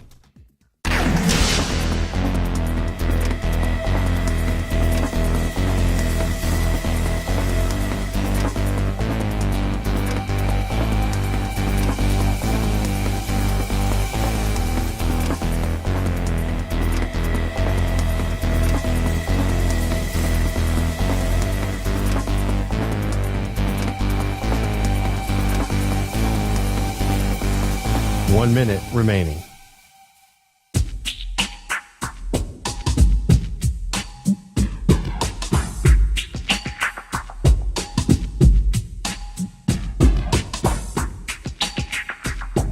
.45 seconds remaining.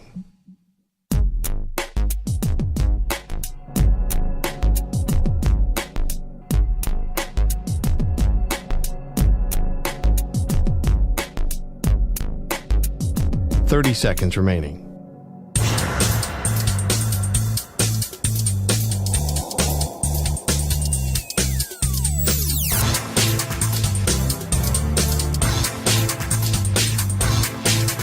.15 seconds.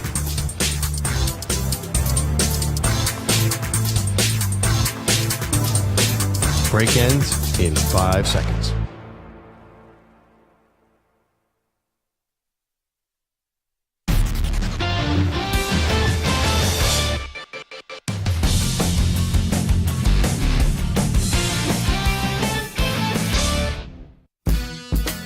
Now back to the Zach Gelb Show. All right, we're back inside the Phoenix Convention Center. This is Zach Gelb Show, coast to coast on CBS Sports Radio. We're sponsored today by Verizon, the network you can rely on for your phone and your home internet. Find the plan that's right for you at Verizon.com. And now joining us live on the show is the men's head basketball coach at Boston College, BC. And that, of course, is Earl Grant, kind enough to join us right now. Coach, great to see you. Thanks so much for coming on. Yeah, great to see you. Thanks for having me. Well, we appreciate you stopping on by today. I know it's been a busy time of the year with the transfer portal and name, image, and likeness, all that stuff. It's a crazy landscape that we're now in college basketball, but also a good one. Since you are a coach in the ACC, I sit here, I see NC State, and I'm like, how the heck did this thing happen? I know they were 17-14, and then boom, 5 wins in 5 days, and then they're off to the NCAA tournament. Now here they are at the Final Four. You played them a few times this year and kept it close. Just what kind of stands out to you with this basketball team at NC State? First thing stand out is Kevin Keats. We got a lot of respect for him. This is my 10th year as a head coach, his 11th. In all of our years in coaching, we've been in the CAA or the ACC. So I've seen his teams, we played against him for a lot of years. So that's the first thing that stand out. His teams win. They believe, can't count them out. But other than that, you want to know about their run late. I think it's experience, guys that are all in their graduate or 5th year of college basketball or 4th year. If you look at their roster, everybody they play is either 5th or 4th year players.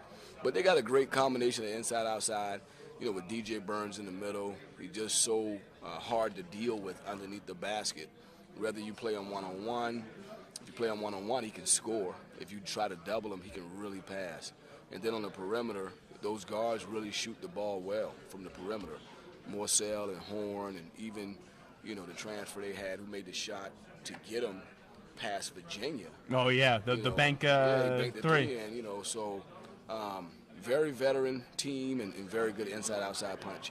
So when I look at DJ Burns, I kind of feel as if the conversation gets a little disrespectful about him because people already just bypass the potential NBA career.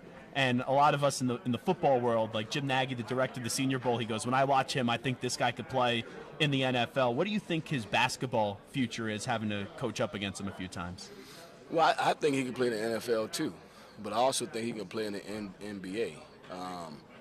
With the body of work that he's put together within the last 3 weeks to a month, you have to give him a nod or consider him for at least second round because he is a legitimate inside threat and he is an unbelievable passer. So you can play him as a point center.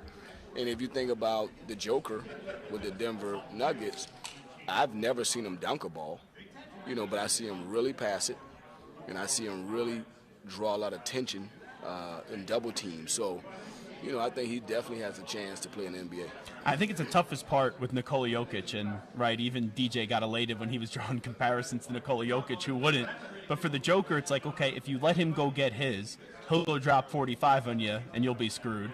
But then if you try to take away his scoring, it's almost like a player like Nikola Jokic enjoys dishing off 12 or 13 assists. You see that. You do see that with DJ as well. It's just, I don't even know how you try to contain him. Well, I think the first thing he does when he catches the ball, he's actually looking to pass. I think he enjoy passing it. I think he enjoy helping his teammates find easy shots, whether it be on cuts or spot-up threes. So that's what he want to do first.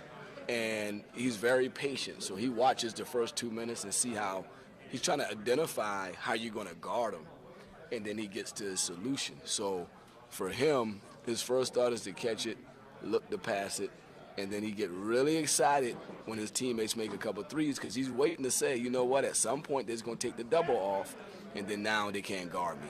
So I think you got to pick your poison because whether you play him one-on-one or double him, he can really impact the game. I know that you made the NCAA tournament when you were the coach at Charleston. We know that you've now have had some years at BC. Where do you kind of think your program is moving towards in these new kind of era of college basketball with the transfer portal, name, image, and likeness? And you know how quickly things could change with just looking at NC State this year. Heck, I don't even want to say 3 months ago. A month ago, no one thought this was possible. So I'm sure the run is inspiring, but where do you think your program is moving towards? Well, I think, the first thing I'm proud of is that we've been able to really move the program back to winning.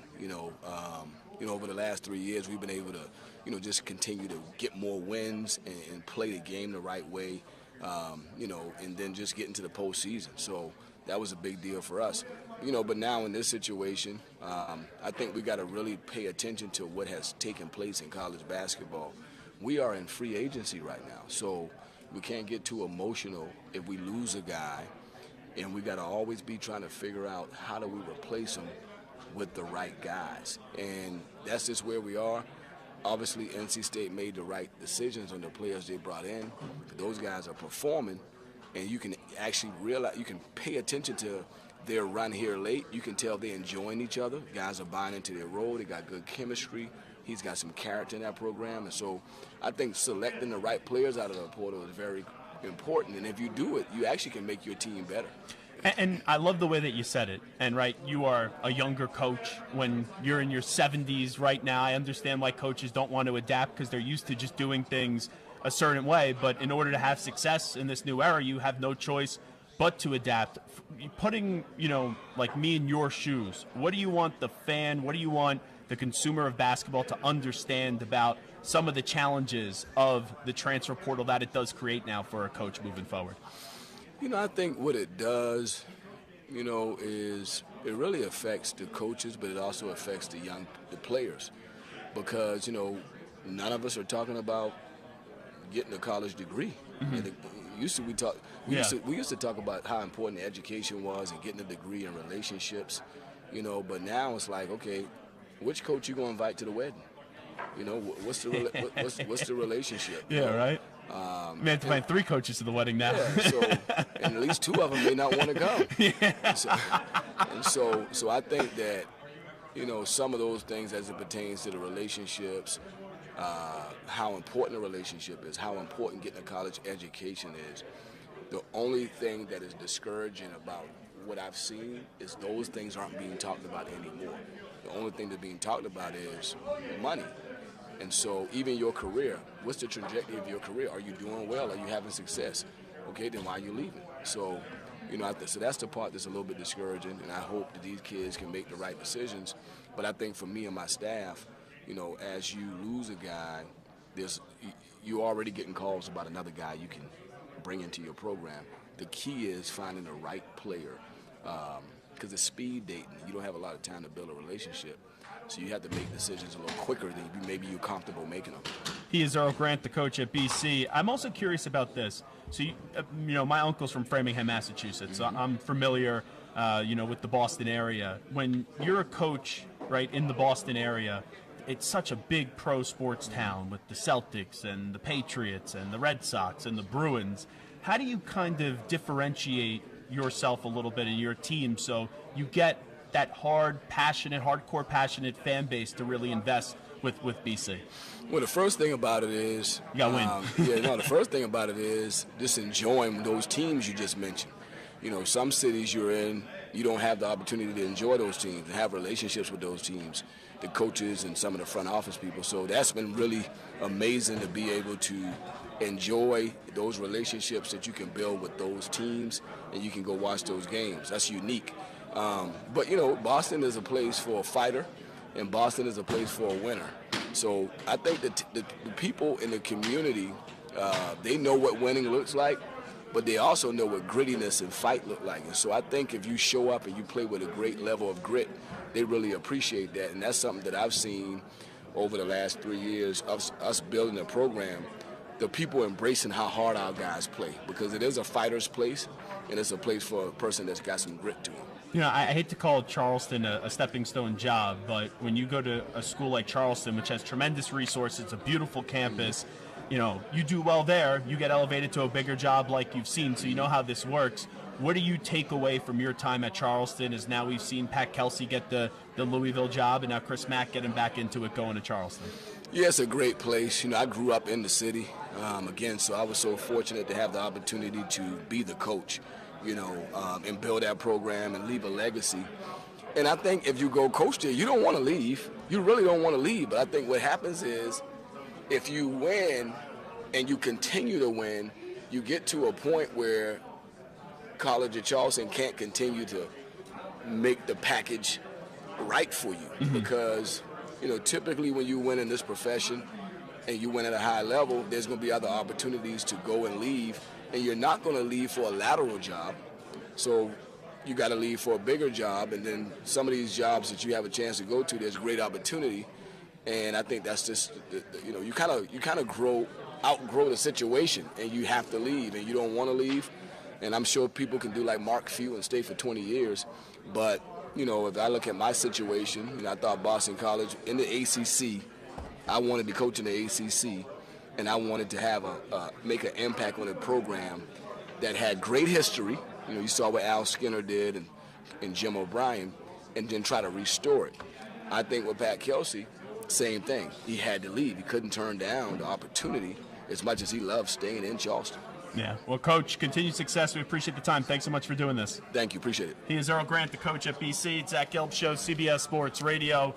I know we got to stick around here for a few more minutes before we do get to the update, but on the other side, we will have Phil Martelli joining us live on the set, and appreciate Coach Earl Grant obviously joining us. Just real quickly, I want to get to this story, and I know we're moving and grooving here in 1,000 different directions, and we got a bunch of different guests on all throughout the day, and appreciate Earl Grant joining us, and once again, Phil Martelli is going to join us on the other side. But Samter, let me pop up your mic here for just a second, because I can't find the story, but if I'm understanding it correctly, there's a report out there today that there are some in the Cowboys organization that are getting a little concerned about Micah Parsons. What are the specifics there from the reporting? So this came out of our sister station out there in Dallas, 105.3, The Fan, and the report is that there's just enough people within the inside of the Cowboys organization that are just getting tired of Micah Parsons' shtick. I said shtick. That's a Yiddish word. Not antics. Yes. For people that don't speak Yiddish. Yes. As opposed to a word that it may have sounded like.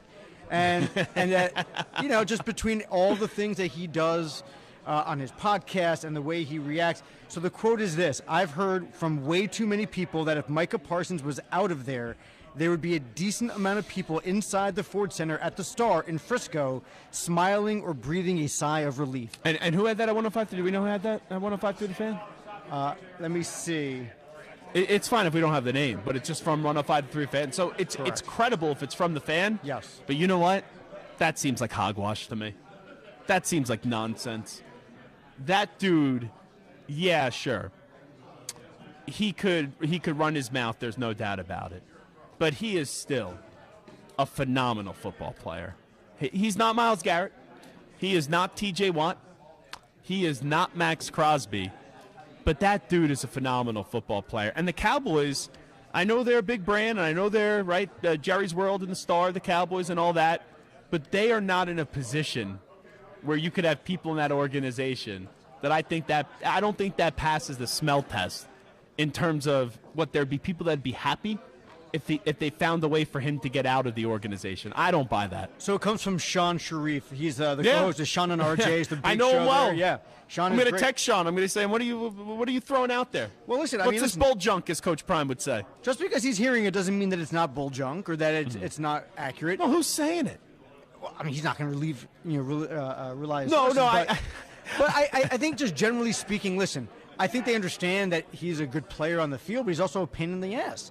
And, there's guys around who are really good, I'm sure, on various teams, that their talent out, like you said, the juice is worth the squeeze. So for now, I'm assuming that the juice is worth the squeeze with Micah Parsons, but at a certain point, it's not going to be. And where is that line of delineation where his off-the-field drama and nonsense outweighs his talent on the field? But we got to be careful. Not there yet, but Hold it's on. probably close. Off the field drama and nonsense. It's just because the guy does his podcast and he says things about other players. Outside we also there's don't no know issues with him. Well, no, but we also don't know how he interacts with his teammates, how he interacts with the staff and the coaches. So it sounds like this is coming from inside the organization. So it might just be inside stuff that we just don't know, how he interacts with people, how he handles his business on a day-to-day basis. Can I do some reckless speculation here? No. Well, I'm going to. Okay. Anyway. I wasn't really looking for you to approve that. I mean, that was a rhetorical question, I guess. Yeah, rhetorical question, Woodcock. I am going to say it was DeMarcus Lawrence. This is the person Sean Sharif is talking to. Here's why. There was something at the Super Bowl where DeMarcus was criticizing the Cowboys about. And Brandon Cooks, Stephon Gilmore, Micah Parsons, they all refuted that notion. I could see DeMarcus Lawrence, who's been there for a long time, Micah Parsons, who's still newer, but he's a stud, the two of them clashing a little bit. If that was my guess, because, I'm seriously, I'm going through the roster now. It's not Dak. It's not Zach Martin. On the defensive side of the ball, I don't think it's Trayvon Diggs. I don't think it's like a Deron Bland. This got to be a big enough name, knowing who Sean is, Sean Sharif, for him to put it out there. Because if it's just some third-string guy, it's like you roll your eyes and you say, who gives a crap? Tell the third-string guy to shut up because it's Micah Parsons. Well, it also might not be a player. It could be a coach. It could be multiple staff members. It could be people if that's the case, within the front office and the organization. We don't know what it is. It could be, Well, Jerry Jones loves it because he adds into the drama. And if it's Mike McCarthy, then Mike McCarthy, you go waddle out of the building and get your ass fired. You just never because know. you need Micah Parsons. You don't have enough talent in Dallas right now, so you can't get rid of a player like that. All righty. We will take a break. Zach Gelb Show, CBS Sports Radio. Phil Martelli joins us next. Let's send it back to our New York City headquarters. Here is Rich Ackerman with the latest CBS Sports Radio update. CBS Sports Radio. Sports Flash. Well, it's a special weekend for North Carolina State. The men's team needed to win the ACC tournament just to get to the big dance and are now in the Final Four. And the women's team is there, too, along with South Carolina, who they'll face tonight. There's also UConn and Iowa, who will meet in the second part of the doubleheader. The Wolfpack, though, should not be overlooked, but they do get lost in the shuffle between their unbeaten opponent tonight and the Stars, Paige Beckers and Caitlin Clark. All this has given NC State head coach Wes Moore a slight feeling of insecurity. We feel kind of like the party crashers. You know, I don't know that we got an invitation to this thing, but we're here. And so it's exciting. Really proud of these young ladies and what they've done the last few weeks, especially. We've gone through a juggernaut of really great teams to get here. The Wolfpack went 31-6, earning a 3 seed. Baseball today, the Orioles and Pirates are underway in Baltimore and scoreless in the second, while the Rays have taken an early 1-0 lead over the Rockies, bottom of the first. At Wrigley, top of the seventh, the Cubs lead the Dodgers 9-5. Shohei Ohtani with his second home run of the season for LA. In this one, the Blue Jays blanked the Yankees 3-0, while the Tigers edged the A's 5-4. Number checker.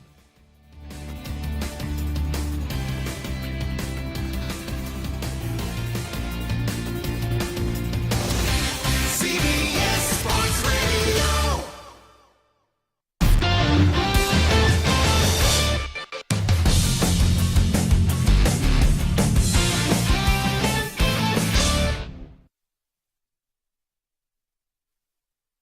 You're in a 5-minute break.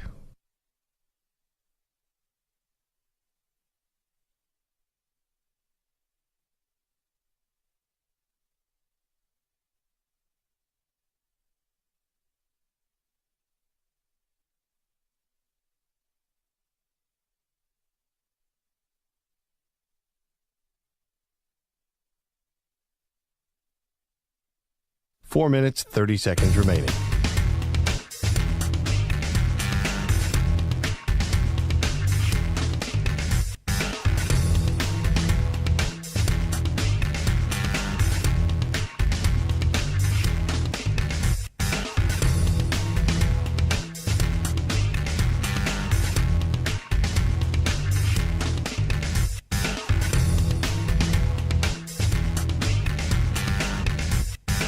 Four minutes remaining.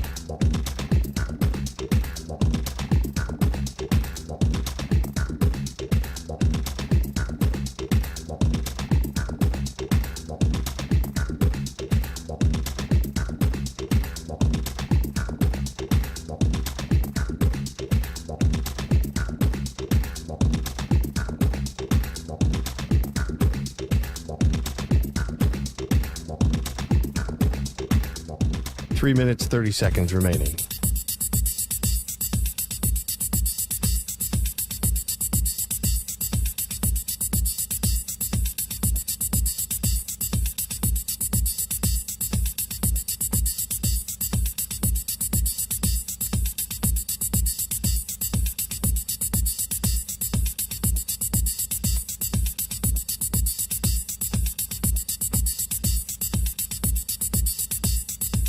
Three minutes remaining.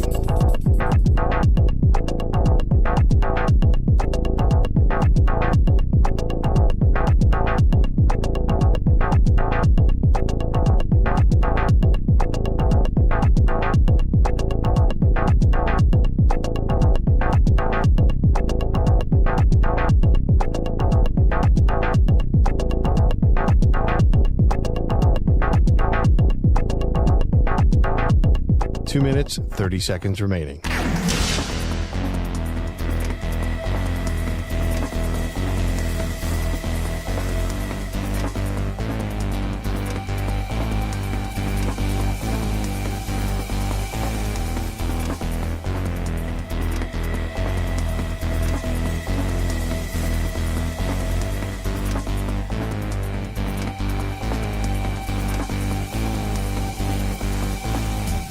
Two minutes remaining.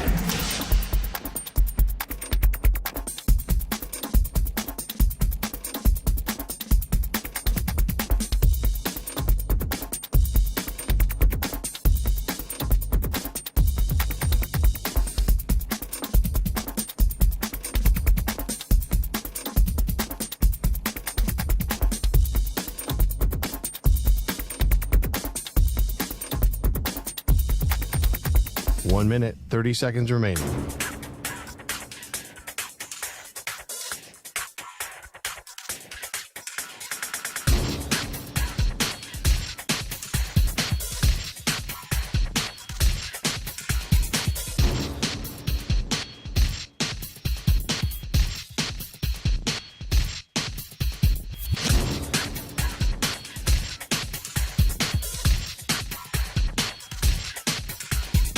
One minute remaining.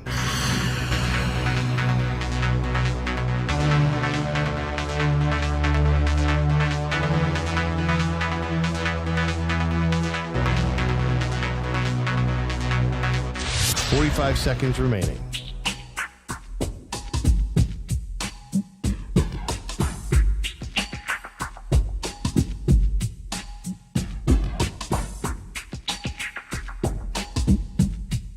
Thirty seconds remaining.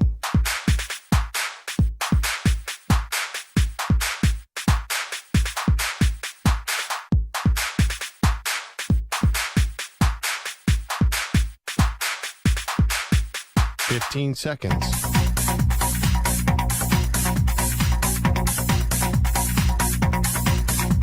Break ends in 5 seconds.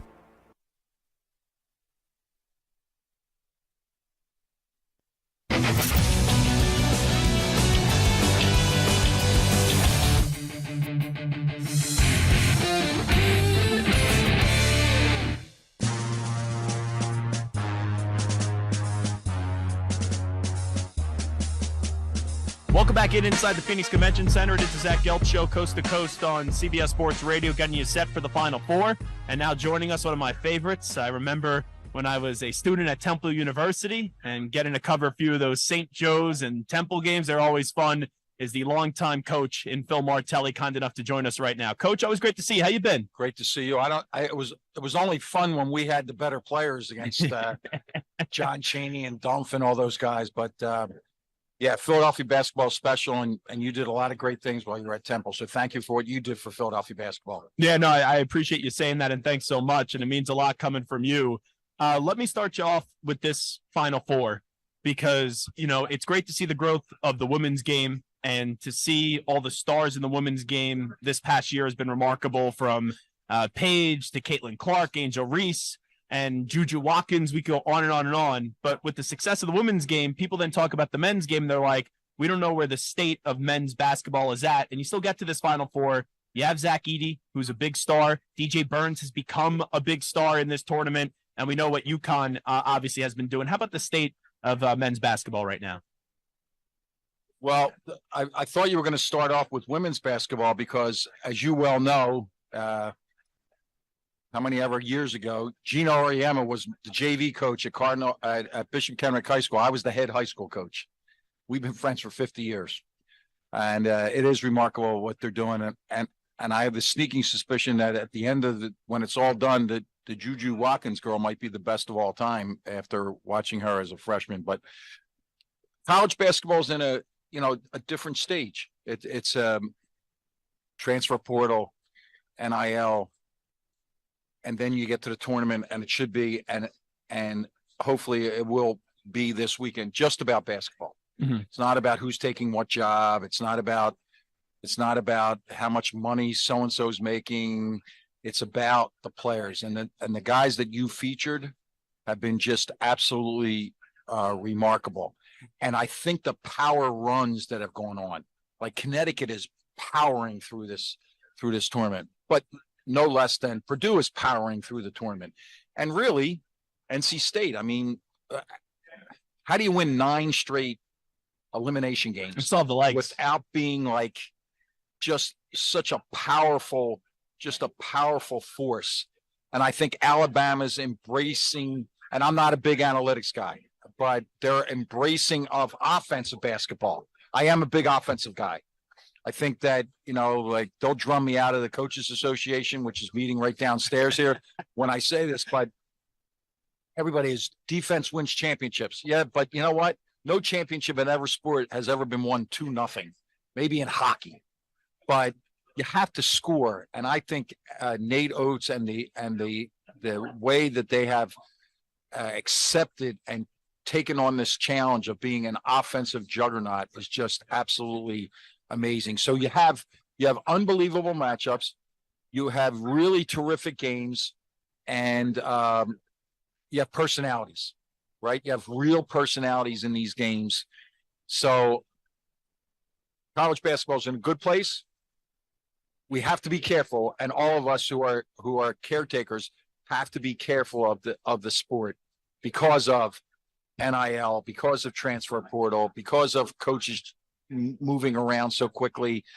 Even today, there's reports that coaches are moving today, and we need to celebrate the game, and that's what I'm hoping for this weekend. I want to circle back to what you said about Juju Watkins.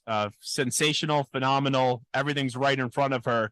But what do you see using your coaching cap when you watch her?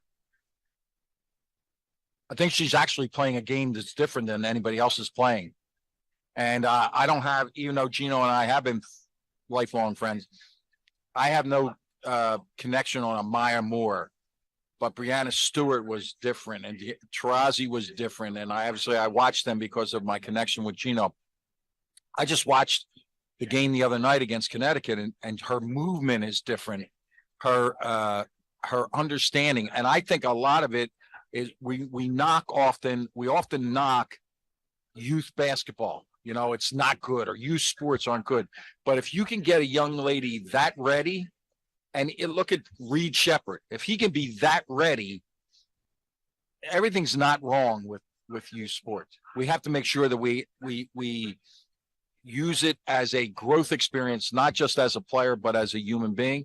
And that young lady, you know what touched me the most, Zach, was when her walking off the floor and her having tears in her eyes.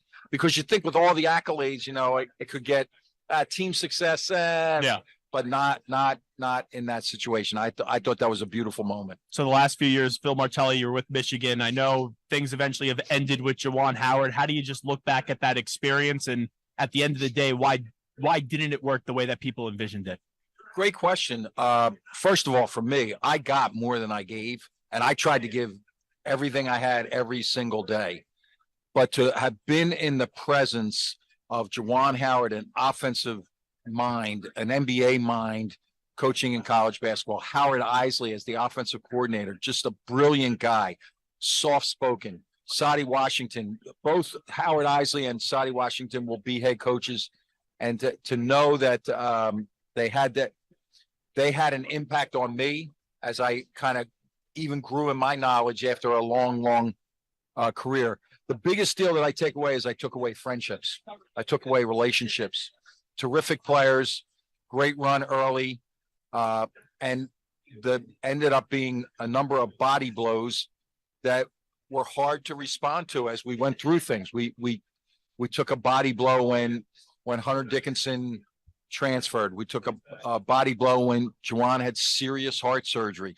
Took a body blow when he came back, navigating that because you don't have a playbook for that.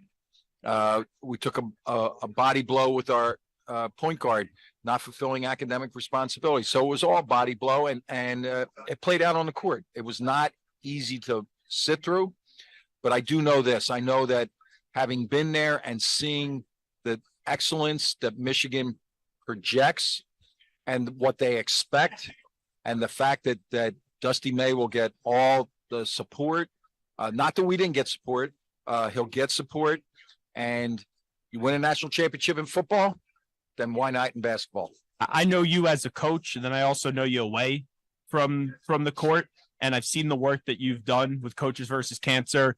I went to a sleepaway camp, and the athletic director still that day is the great Steve Chadwin. And I know you guys have honored him throughout the year, so that's meant a lot to me. And I've seen you speak at these events and how much you are dedicated, even when you were no longer the coach of St. Joe's, to continue to give back. But tell me what you're doing today, American Cancer Society, Coaches versus Cancer.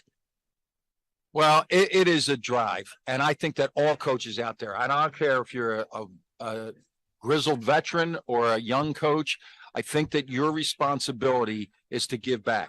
Yes, we all have to recruit our teams. Yes, we all have to coach our teams. But the third thing that you can do is you can make somebody else's quality of life just a little bit better for a day because you give a talk or you present to a sponsor. So American Cancer Society they all talk about knowledge and awareness and education about. No. There's nobody out there listening, Zach, that doesn't realize cancer is evil. Cancer is a bully. And the only thing you can do is not beat it. You have to crush cancer. So any way, shape, or form that I can help, and on this platform of being a coach and people holding you at a certain level, it's important and it's demanded that we all give back. And that's my intention with Coaches versus Cancer and the American Cancer Society. What I would like to do is drive all of them out of business. I want everybody involved with Coaches versus Cancer. I want everybody involved with the American Cancer Society. I want them to be looking for work.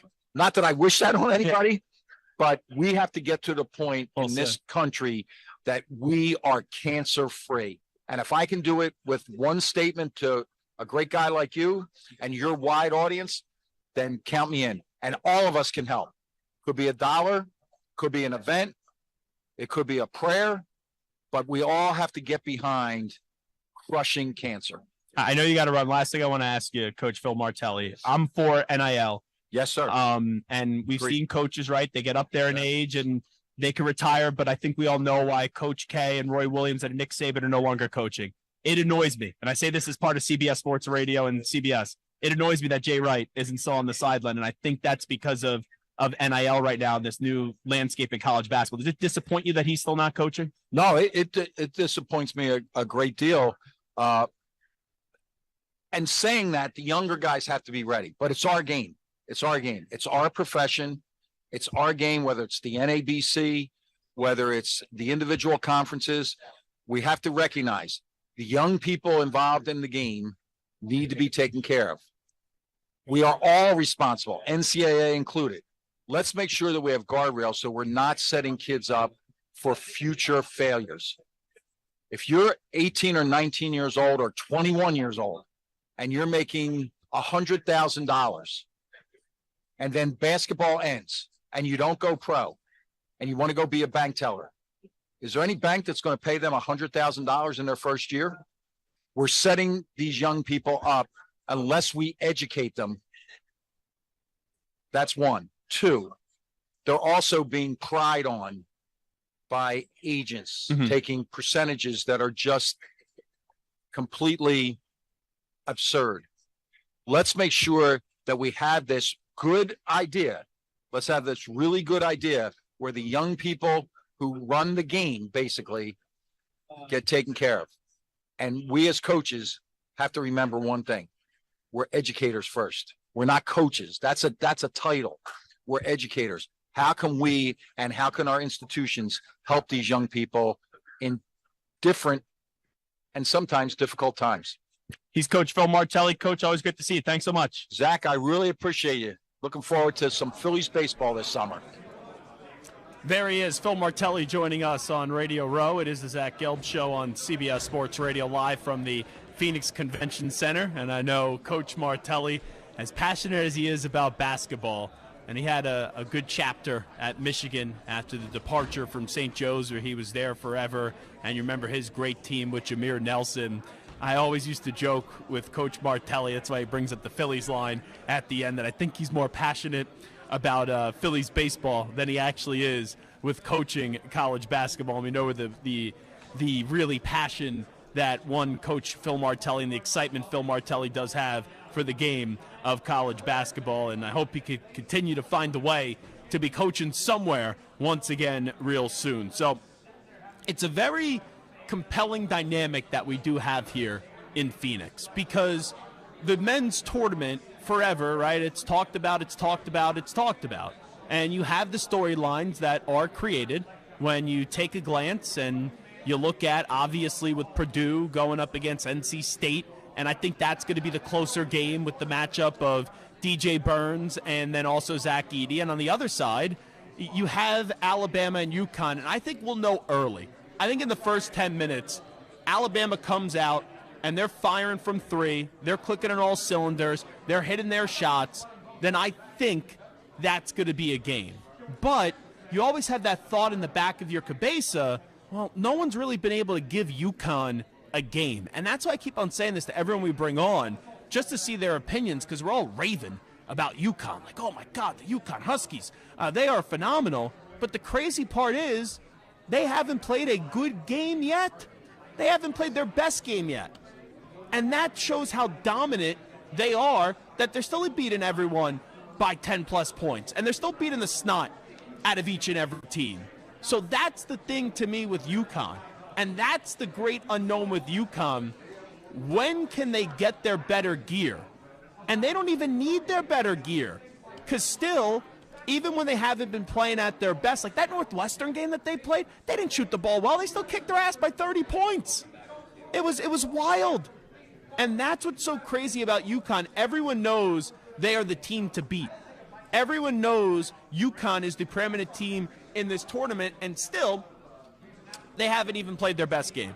And that shows you why they are a great team, because great teams find a way to play to win when they don't play their best. And still, UConn not playing at their best still kicks the crap out of everyone in this tournament. But I have an admission, and I've said this before.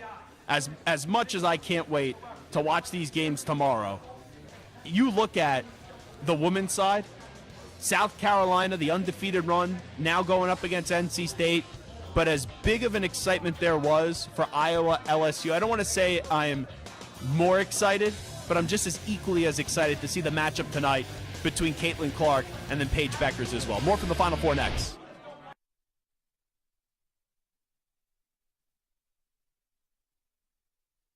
You're in a 5-minute break.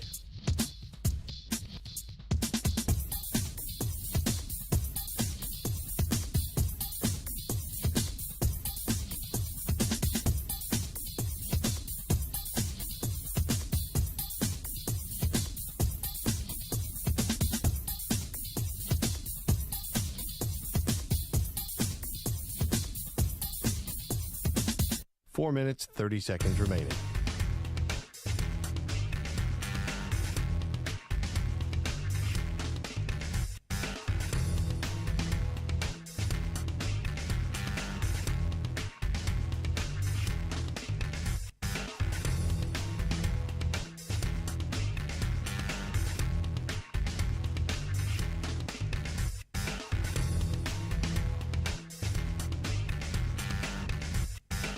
Four minutes remaining.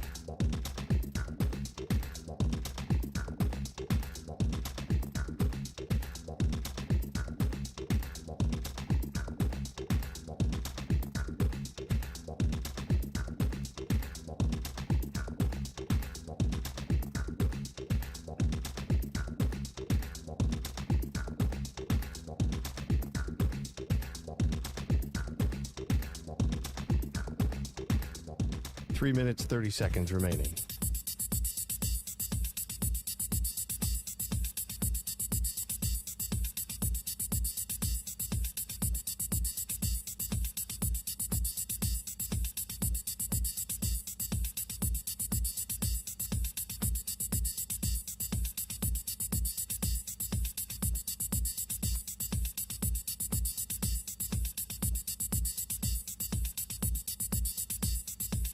Three minutes remaining.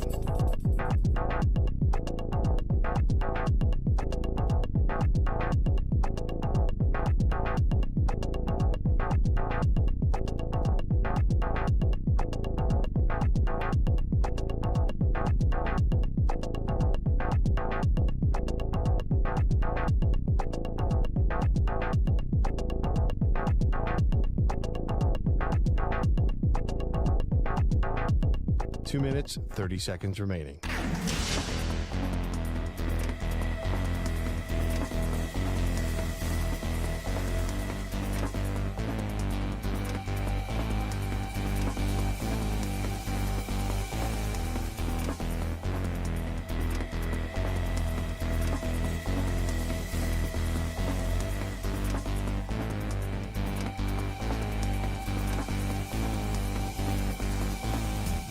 Two minutes remaining.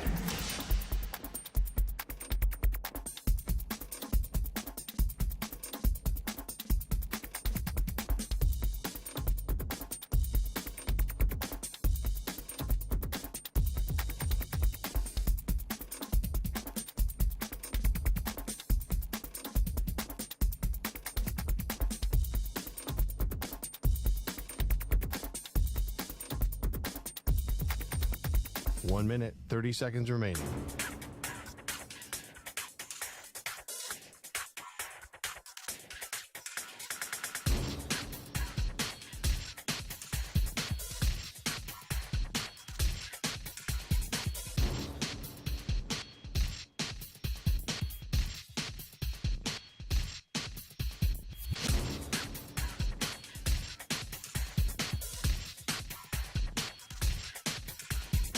One minute remaining.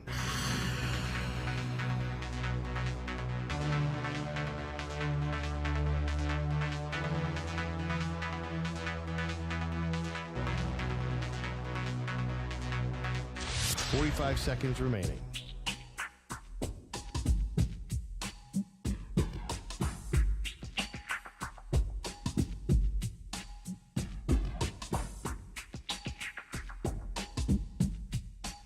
Seconds remaining.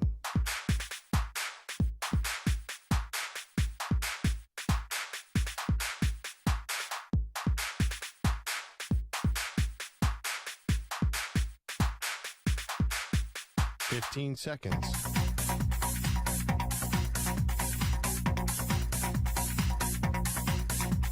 Break ends in 5 seconds.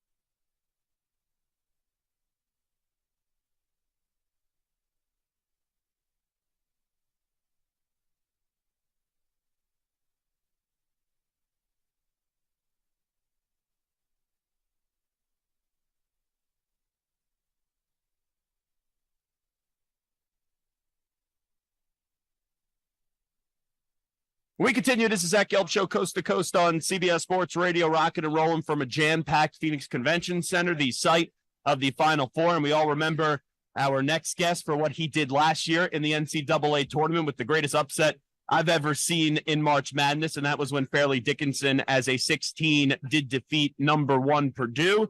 Now joining us is the head coach of Iona, and that, of course, is Tobin Anderson here with us. Tobin, great to see you. How you been? I'm good, Zach. How you doing? Good to be on. Yeah, thanks so much for coming on. So now, a year removed from the upset, obviously you've taken the Iona job, and you were there this past year, replacing Coach Patino since he did go to St. John's. Just how do you kind of look back at year 1 for your program? It's been crazy the last 3 years. I've had three jobs in 3 years, Division II to FTU to Iona, so it's actually a little more settled now. Actually, it's settled as can be, but it's good. You know, it's like we've the FTU thing was incredible. The experience was awesome to have that kind of run, and it's opened doors for us in recruiting. People know who we are a little bit, know who I am a little bit. Iona's obviously a great program, so we're just trying to get things going again and want to get back to the dance and win some games. That's the whole thing. So that win obviously is the apex of your career so far, but how do you make sure that there's other moments than that? So when you go into kids' rooms, it's not, oh, this is just Tobin Anderson, the guy that was a part of FDU. Yeah, that'll wear off after a while, right? So you gotta go win some games after that as well. So no, I think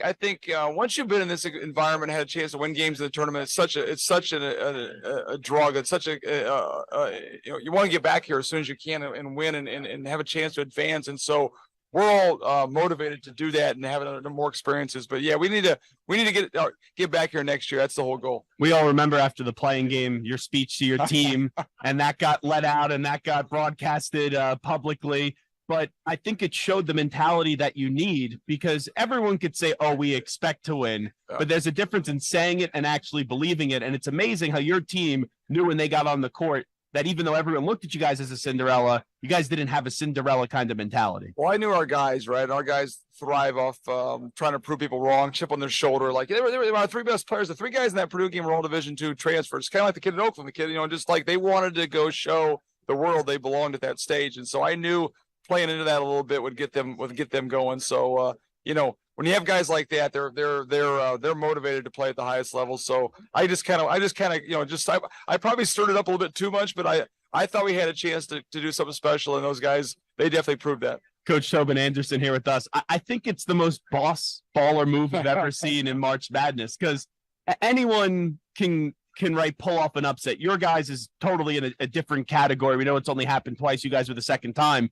But to basically guarantee that it was going to happen, low risk and an extremely high reward, right? Yeah, I mean, that wasn't really part of the whole plan to make it that big of a speech. I mean, it was more for my players, but then, of course, the whole world caught. It was just funny how that blew up in a short amount of time. We actually got on the bus to go drive to Columbus to go play Purdue, and all of a sudden it was all over social media, the speech, and I'm like, what the hell did I just do? You know, I did too much. And as people who know me, I tend to talk off the cuff too much sometimes. But it ended up working out. And I remember telling my guys, I apologized to them, said, listen, guys, I shouldn't have said that. They're like, nah, coach, we got your back, man. Let's go get it done. So I kind of knew in the team that it was going to work out pretty well for us. I didn't know if we were going to win, but I thought we'd play our tails off, have a chance to win because our guys were jacked up. So things move so quickly. Yep. You get that win. Eventually, you guys get eliminated from the tourney. And then the next thing you know, you're moving on and you're now the head coach of Iona. When did it kind of hit you? Was there a moment in the offseason where it hit you? Wow, look at what we were able to accomplish at FDU. I got to be honest, because you're so busy going into recruiting. I really haven't had a chance to. I mean, I see clips all the time. I watch things all the time. You see, memories, and I've done a ton of interviews and things like that. So you still have those moments. I think more so as we go down the road, I'll have more of a chance to kind of look back and say, wow, I was pretty special. I mean, as the tournaments come closer this year, watching what, Purdue's playing obviously very, very well, to see more so now to look back and say, man, I can't believe we beat these guys because they are a heck of a team, and Zach Edey is a force. But you're so busy now, the way college basketball goes, it's just nonstop. We've been recruiting. I feel like I've been recruiting since the day the day I got the Iona job. That's all we've done, and we're back at it again now. So it's there's not a lot of time to sit back and reflect anymore like there used to be. You don't really get a chance to enjoy. There's really not an off season, as most coaches will tell you. So we're right back at it. But no, it's a special thing. We still talk about it. My kids still love talking about it. So that's a good thing. Well, it's neat to see where the story is a year later, because just like when UMBC beat Virginia, then the next year Virginia gets to the Final Four, they win the 2 games, they win the national championship, and you're always a part of really the fabric of that story, because that was the beginning really for Purdue. Yeah, we kind of maybe woke them up a little bit, and then listen, in the tournament at some point you have a bad game. Right? Every team has a game where it's going to be close, it's going to be tough. You got to try to grind through it, except for UConn.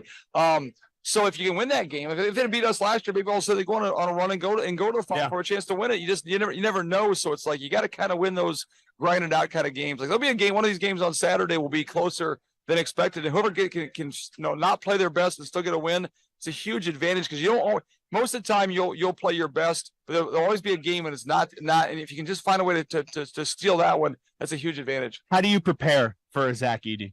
Oh God. I remember last year, just like we had a graduate assistant, Mike Holloway, who we just were like, hey, but he's 6'6". I mean, he's not 7'4". I mean, I remember before the game where I like to come out before the game and sit on the sideline and watch other teams warm up. So I remember Purdue walking out and saying, man, they're not that big. They're not that big. They're kind of like us. And then Edey walked out. I'm like, oh my God. I mean, he is a legit 7'4". There's nobody else like him. I'll tell you what he is. He's such a great offensive rebounder too. He's just so big and strong, and you can't keep him off the offensive glass. So how do you prepare? I think you just got to do what you do and try to I don't know if NC State's a great matchup for them, because I think the things that Burns does well are kind of what Edey does well a little bit too, as far as playing around the post, and I'm not sure that Edey will get scored upon or will get in foul trouble, because he just won't foul. So you got to make him run a little bit if you can. You got to make him defend. You got to make him have to guard stuff.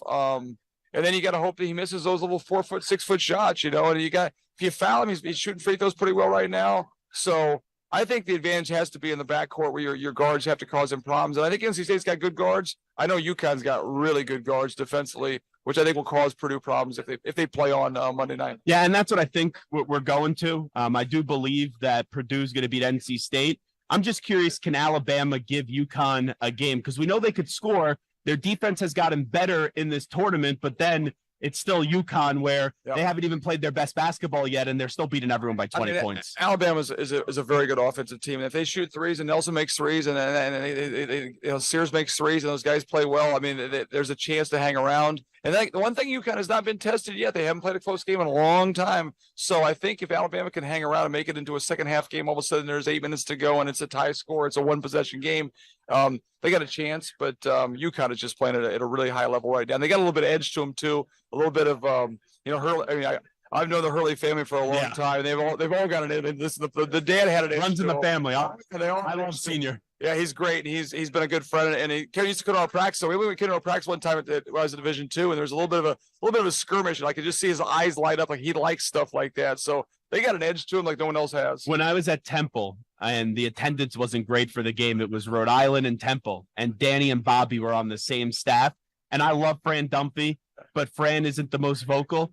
And just hearing Danny and Bobby nonstop throughout the entire game, I've never heard coaches like that. Yeah, people are like he's trying to soup things up. Danny Hurley is himself, man. He's wired on a daily basis, so there's no doubt he'll have his team ready to play. When I was at Siena as an assistant, he was at Wagner as a head coach. Then he got teed up in a scrimmage. There was nobody in the gym, and he got teed up because he was going after the official. I almost got tossed out. I'm like, what is he doing? It's just who he is. And that like. Cam Spencer, man, I love watching that. Like guys like him. I mean, they're just a tough, hard-nosed guys that are playing with an edge right now, and they have talent, obviously. So it's going to be hard to beat them. But I think Bama can hang around and make some threes. They're going to have to shoot the ball well, but it'll be interesting to watch. Last thing I'll ask you, because I saw this on social media, you took your family to go see Caitlin Clark, go through the whole experience as they do play tonight up against UConn with Paige Buckets. It's just crazy, right? So I grew up, I'm from Iowa. So I'm a huge, I still love my home state. My family still, I got a lot of family out there. So my daughter, who doesn't even play basketball, she's a dancer. She's, but she loves to watch the games.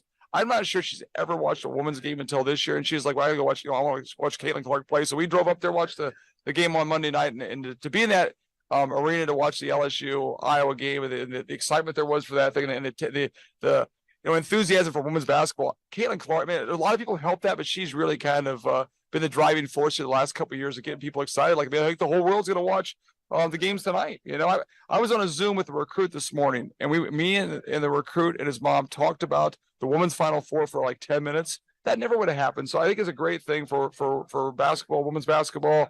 And she's a once in a generation talent. I mean, she's just such a good player, and the way she shoots the ball and the way she passes the ball, just a lot of fun to watch. So I'll be rooting. I'll be on my Hawkeye shirt on tonight, rooting like crazy for the Hawks to get to the national final. That'd be great. I think I go play South Carolina, who's really good too. So it's gonna be should be a fun weekend. I mean, all around, right? I mean, a good goal. 100%. I'm looking forward to both sides. So it should be a lot of fun. When I watch Caitlin, I see like she's the female version of Steph Curry, and then I also see the killer mentality of a Tom Brady and also a Patrick Mahomes. Who do you see when you watch her? I think that Steph Curry thing's good. I said in my tweet that I never saw Pistol Pete play. I used to watch all the highlights, and I was my dad was a high school coach. So I always watched the Pistol Pete films and videos and things like that. And she makes behind the back passes. She makes no look passes. She sees things that no one else sees, right? And like you're right, she walks out there and she's kind of skinny. She's not like she's just she's not wearing arm sleeves, knee sleeves. She's just playing. She's just balling, right?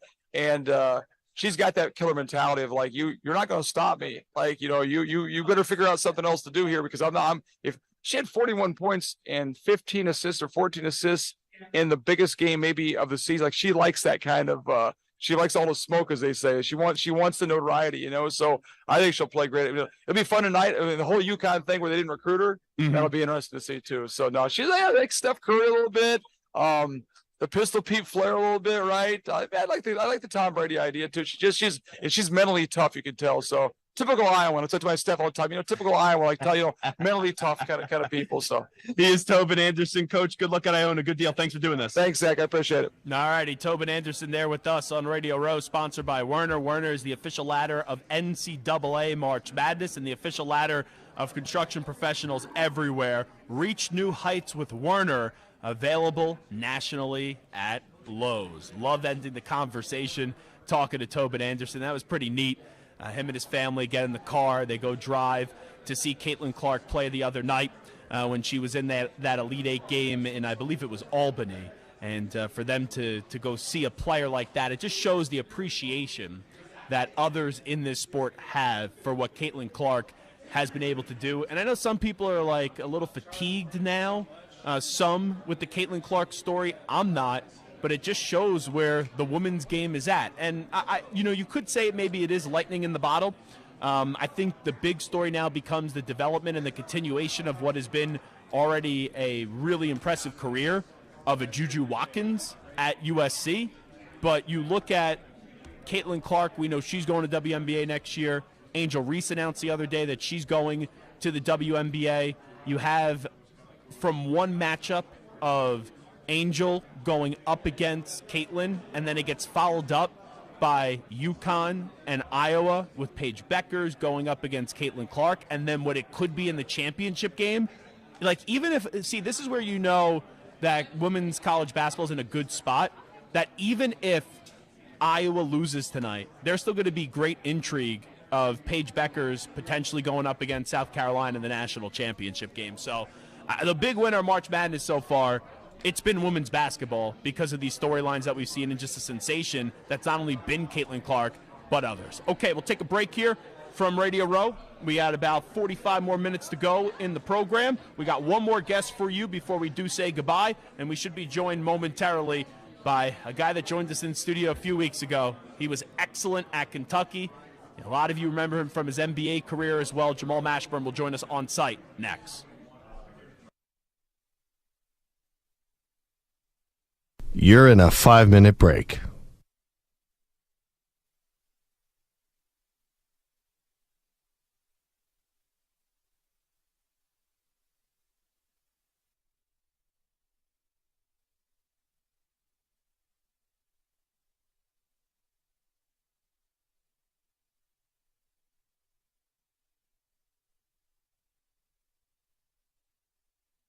Four minutes, 30 seconds remaining.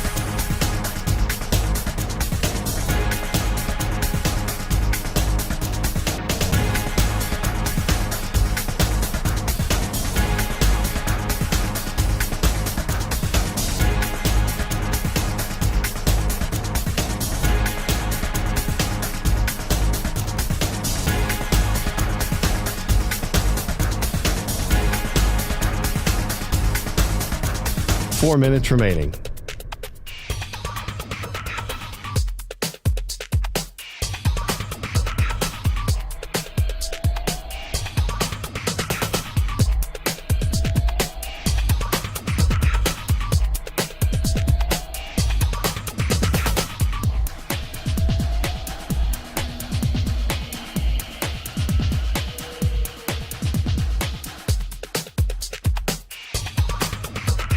Three minutes, 30 seconds remaining.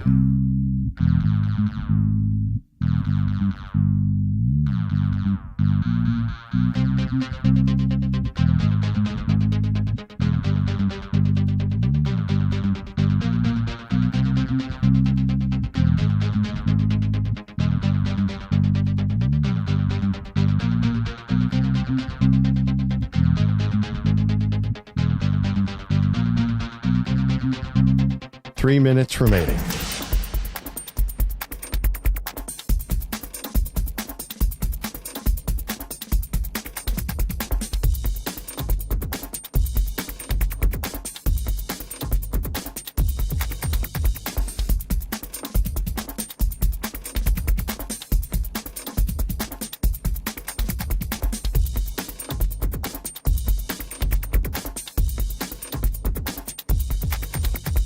Two minutes, 30 seconds remaining.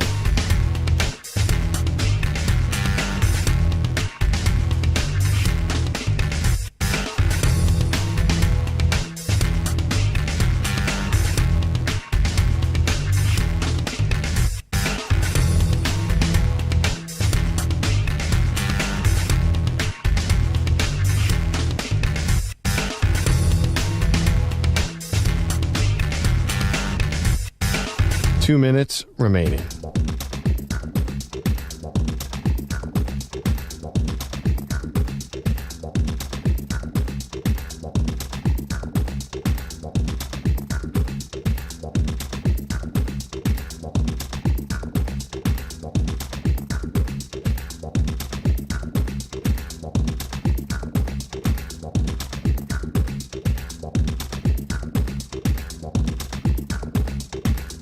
One minute, 30 seconds remaining.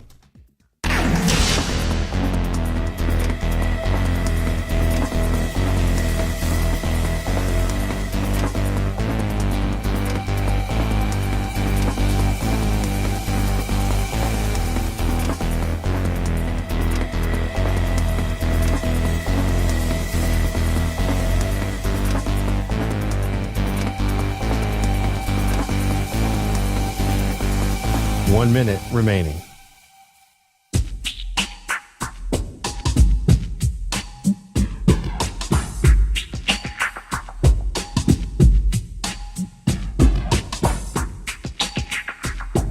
.45 seconds remaining.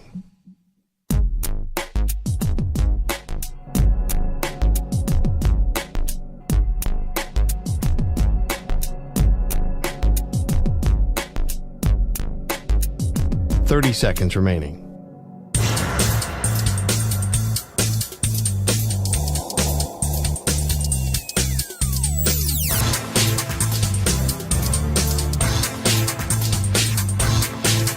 .15 seconds.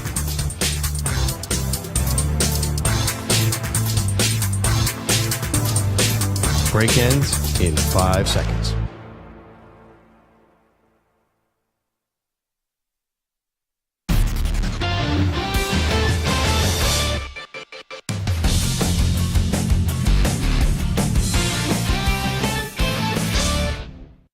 Watch the breakdown.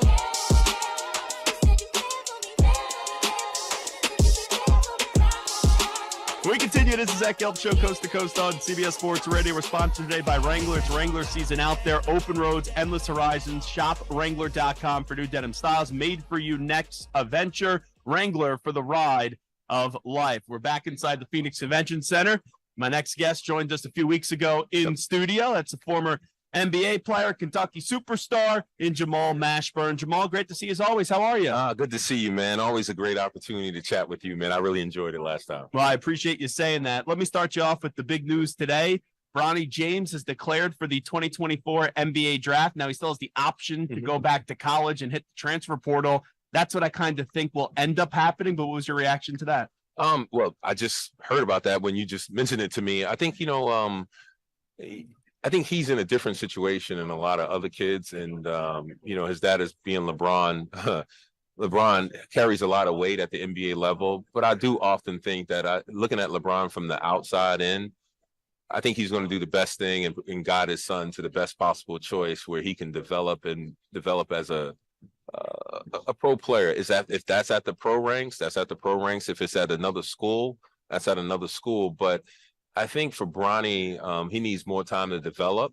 And then also considering the other pressures that go alongside him being LeBron's son. That's difficult to deal with as well. And the expectation that goes along with that. And then a couple of that with LeBron wanting to play with his son, So we'll see what happens. I know they'll make the right choice for him and different things like that. And he'll be fine. He'll be fine, I think. Let's say if it goes to the level where LeBron hits free agency this summer and signs with whichever team Bronny does get drafted. If you were in that locker room and, LeBron's a teammate of yours and then you'd be a teammate of Bronny, how do you think that dynamic would work in the locker room? I think it would have to be the right organization. I don't think LeBron can play in just any organization. I think it has to be in a major media market. You have to be contending for a title. So there's only a handful of teams that can do that, and who has the cap space to do that? That's the other question. Looking at it from a teammate perspective, I think it would be pretty cool. You have a lot of players in there that are dads or potential dads down the road, girls, whatever it be, boys or whatever it may be, who probably want the same opportunity if they had to see fit to play with their actual kid. So I don't think it'll be an issue, especially around a championship culture, because certain things in a championship culture don't come up. Everybody's all about winning. So I think it would be cool. It'd probably be like Ken Griffey Jr. and Ken Griffey Sr. You know what I mean? Something like that. That was done in baseball, but I don't think he'll have a problem in the locker room. Talking to Jamal Mashburn with us on the Zach Gelb Show on CBS Sports Radio. Like you said, he needs more time to develop. Yeah. It's an unconventional path because of who his dad is. I could see maybe getting the best of both worlds where there's still like a family type of connection where he doesn't go pro. He comes back to college. Duquesne just hired Drew Joyce III, who's longtime friend and teammate of LeBron going back to high school. That's the kind of idea that I have today, that he's going to be going to Duquesne. Well, I would, if I'm on the other side and I had an opportunity to counsel him, just like my son's in the transfer portal as well, looking at him in school, I often look at it, forget the family ties, forget the friendships and the relationships. What's the best thing for the young man? And what does he have to develop, and what does he have to learn, and what institution and what coach can provide that? That's how I would look at it. And then you add that in him owning his own journey. There's something to be said about, failing on your own, succeeding on your own. And what I mean by on your own, obviously people help in all those ways, but it's not necessarily a family tie, family relationship. And so as my son is in the transfer portal, he came to me and said, Dad, I'm looking for X, Y, Z. Here's what I'm looking for. I want to develop as a player. It's not about NIL money. It's not about the name of the school or the conference.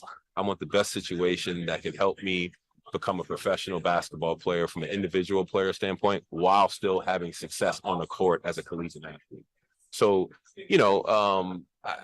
I just think that you have to look at the situation a little bit differently because, going to Duquesne, I mean, he's a big fish in a small pond. I mean, that's not an easy task to deal with. So, and he's going to come with certain things that other players don't come with. That's notoriety.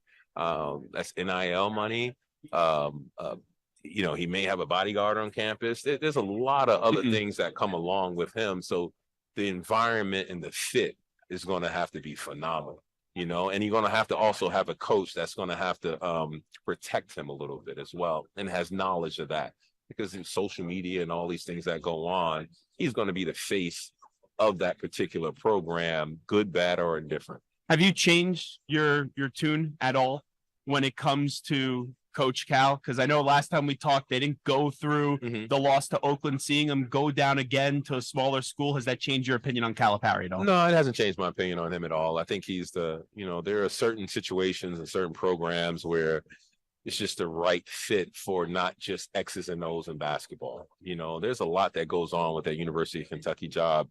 You're just not a head basketball coach. You're basically a CEO of a Fortune 500 company, essentially. You know what I mean? And you have to treat it as such. You can't just be about basketball and X's and O's. You got to be about other things. You got to engage the fan base, engage alumni, media, athletic director, all these different things at a heightened level. So, I mean, I've always said, if you let John Calipari go and you let him walk, there'll be a lot of other schools lined up for him.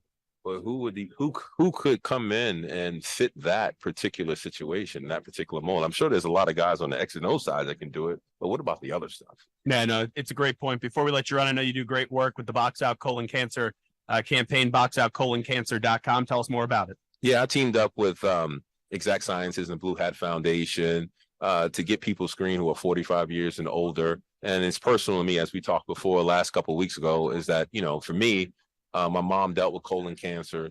So I've lived it. I've seen it, how it's impacted people, how it's impacted my mom, how it impacted me as a caregiver and as an only child. So I'm just here to lend my voice, to start the conversation or continue the conversation, that people should, at 45-year-old, should get screened. I know you got to run. Last thing I want to ask you, though, men's Final Four, women's Final Four. The women's Final Four is going to be crazy tonight. I can't wait to see Caitlin Clark go up against UConn with Paige Buckets. Yeah, I mean, I haven't followed a lot of women's basketball, but obviously with the stars that are in women's basketball, I mean, Caitlin Clark, Paige, Angel Reese, and LSU, and all these different things. It's been at the Watkins at USC too. Yeah. Oh, she's been phenomenal. Yeah. And, for me, I follow individual players because I have that individual mindset. I don't necessarily follow teams because I, play professional basketball. So it's kind of like the individuals are highlighted and I like skill. So watching Caitlin Clark, Angel Reese, and the lady from USC, she's going to be a phenomenal player. I mean, to me, she's a game changer. To me, she's the Anthony Edwards, what she's going to be to the WNBA and what he's going to mean to the NBA moving forward. I think she's a heck of a player with a high IQ. But then the men's Final Four, I mean, you got UConn. I don't see how you beat them. I think UConn, the only way they get upset if they beat themselves. They have everything that they can possibly have from a personnel standpoint, coaching standpoint, culture standpoint to win a consecutive national title. Jamal, always great to see you once again. Make sure you check it out, boxoutcoloncancer.com. Always great to see you, my man. Good to see you, Zach. Thank you, boss. There he is, Jamal Mashburn, joining us live on Radio Row inside the Phoenix Convention Center. And I keep on asking this to people that have been in a locker room before, whether you're a coach or whether you're a player, is let's say with the news today, that Bronny James is going to enter the NBA draft. And not only that, let's just say there's still an option on the table for him to come back, and he could transfer or he could stay currently where he is at USC. But let's go through the realm of possibility that he does stick this thing out and he does stay in the NBA draft and he gets drafted in the top 15, and then from there getting drafted in the top 15 or wherever, somewhere in the first round, whoever drafts him. LeBron James then says, okay, I'm leaving the Lakers this summer and I'm going to go join that team. So I don't know, like if you want to say Bronny James gets drafted by, let's just throw the Charlotte Hornets out there, and then LeBron signs with the Charlotte Hornets. Like a franchise like that in Charlotte, even if you don't love Bronny, it makes sense for you to draft him depending on where you are, because then you get LeBron James for maybe the last year or two of his career. But Samter, the thing that I want to bring up to you is the two-part, kind of scenario here. Number one, and this is what we don't know, is does Bronny actually want to be in the same locker room as his father? But on the other end of that, if the answer is yes, how do you think the teammates in the locker room kind of react to it? Because it brings so much, drama's not the right word, but extra attention, and that does got to be a little bit bizarre when you have, and I know we've seen it before in sports, but when you have LeBron who's holding court in that locker room, and the only reason why LeBron is there is because the team drafted his son, and hey, PJ Carlissimo said it earlier, Bronny James has potential. Like Bronny James, we haven't seen the best version of him yet, and he could be a serious player, but I do feel as if a lot of people will say, if I don't know, the Hornets select, I'm just throwing the Hornets out there, but the Hornets select Bronny James, a lot of people in that locker room probably going to feel, well, is he really deserving of being in the NBA? Is he really deserving of being in that locker room right now?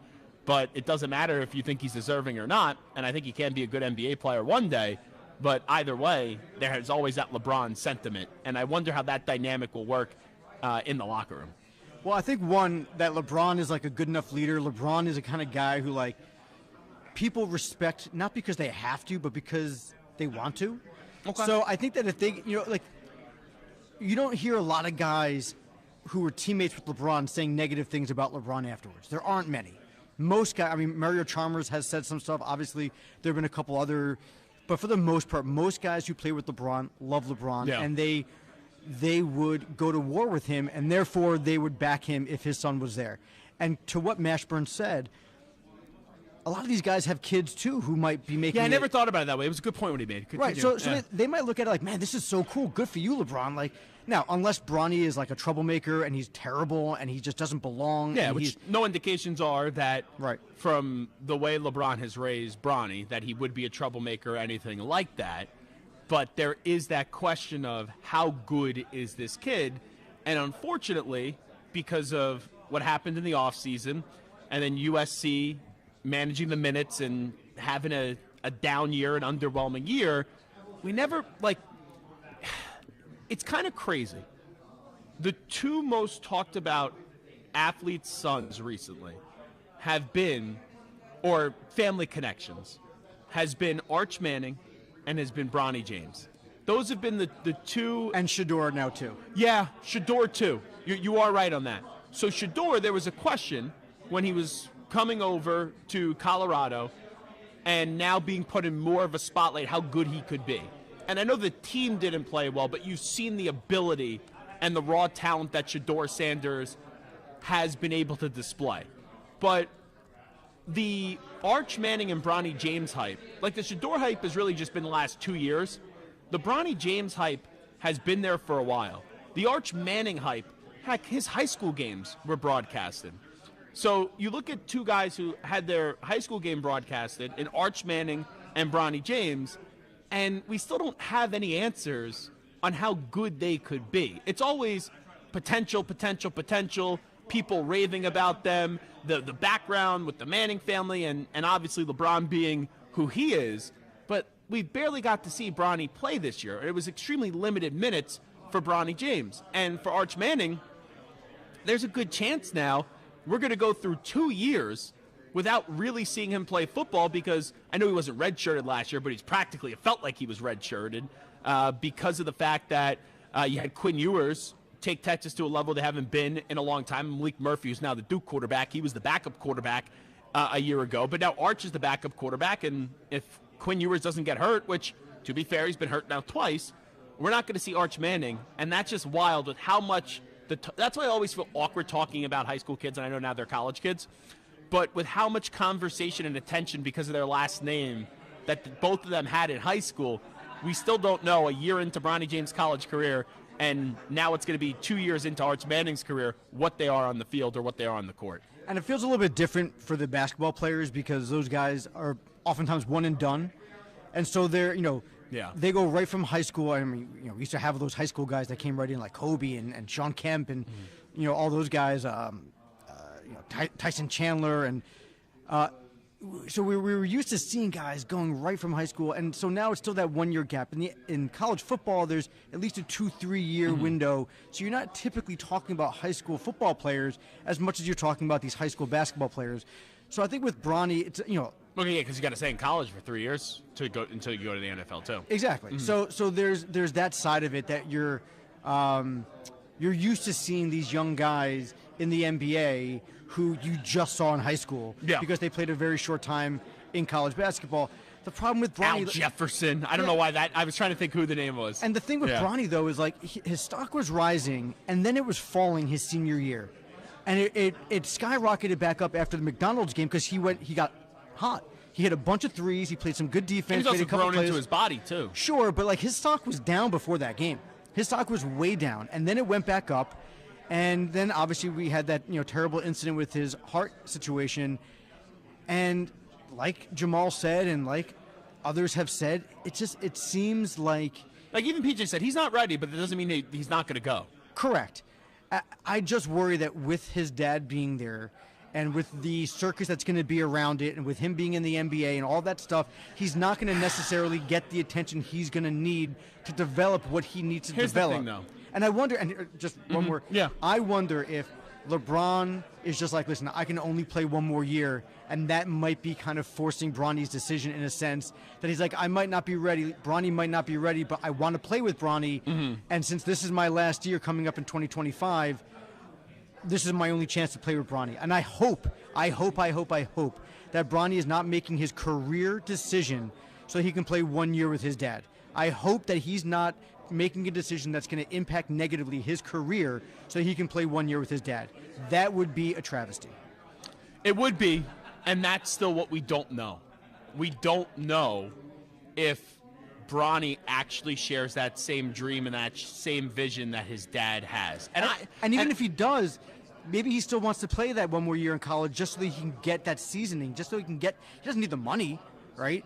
He needs to get better as a player so that he can compete. And the one other thing, I think sometimes we think there's going to be big dramatic stories and things are going to be like a circus-like atmosphere. I don't know LeBron with Bronny in the same locker room. The more I think about it, like if you asked me an hour ago, would it be a circus in year one, I would say yes. If you asked me 5 minutes ago, I probably would have said it. But the more we had this conversation, I don't think it's actually as big of a circus as it is. Because here's why. And circus has a negative connotation to it. We thought the updates and the reports this year just with Victor Wembanyama was going to be like something we've never seen.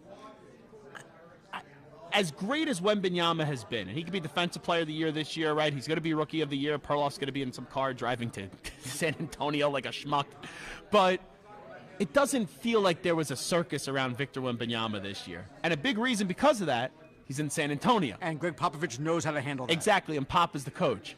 So depending on who the coach is, and the coach is irrelevant in LeBron's career, and what city he goes to, could dictate the circumstance of it. Because if he goes to New York, I can't even throw out Boston because there's no room. But, one of these bigger cities, L.A., there is definitely a heightened amount of attention and awareness to it. But if he goes to a smaller city where the media's not crazy and kind of back page, like page 6, craving, I don't know if the craze is going to be there outside of the initial rush when you have to maintain what is usually a pedestrian 82-game regular season that does get boring in the NBA. So it's just something to think about. I ultimately think he's coming back to college. I do. I think this is the exploratory process where Bronny's going to look good here, where he's like, after getting the evaluation, I know what I need to work on, and I'm going to transfer. And I'm still saying he's going to go to Duquesne. We're going to be all over that. Drew Joyce III, he's getting Bronny James. That's what I'm thinking. All righty, we'll take a timeout. One more segment to play. Last segment from the men's Final Four in the Phoenix Convention Center. This is the Zach Gelb Show. Update time first. Here's the Act Man, Rich Ackerman. CBS Sports Radio. Sports Flash. Over to the final 4 days of the college basketball season. The women's Final Four tips off tonight in Cleveland. And first up will be NC State and unbeaten South Carolina, which has been overshadowed to some degree by the star power in Game 2 tonight. UConn, featuring Paige Beckers, meets the sensational Caitlin Clark and Iowa. This is the 23rd Final Four for Gino Auriemma. Though much has been made about the two stars, he said everyone knows what's at stake tonight. Kids are competitive. They want to win. They know what's going on out there. They know who's who. They know what's what. And Caitlin comes down and makes a huge three. Don't think the Paige is going to pass the next one up. Baseball this afternoon. Right now, top of the 6th, the Rays lead the Rockies by a score of 2-1. In the 8th, or make that top of the 6th, the Orioles with a 2-1 lead over the Pirates. Gunnar Henderson with a home run for Baltimore. And the Padres with a 2-1 lead over the Giants, bottom half of the 4th. Earlier today was the Blue Jays blanking the Yankees in New York 3-0. The Tigers topped the A's 5-4. And a wild one at Wrigley won by the Cubs 9-7 over the Dodgers. I'm Rich Ackerman. Hey, it's Amy Lawrence. Be sure to listen to CBS Sports Radio at home. Just ask Alexa to play CBS Sports Radio. CBS Sports Radio.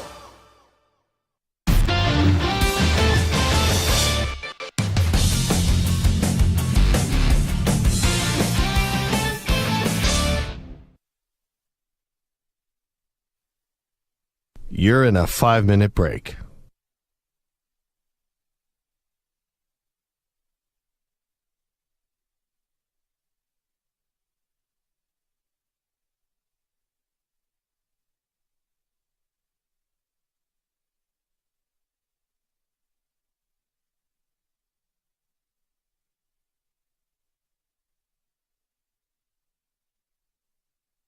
Four minutes, 30 seconds remaining.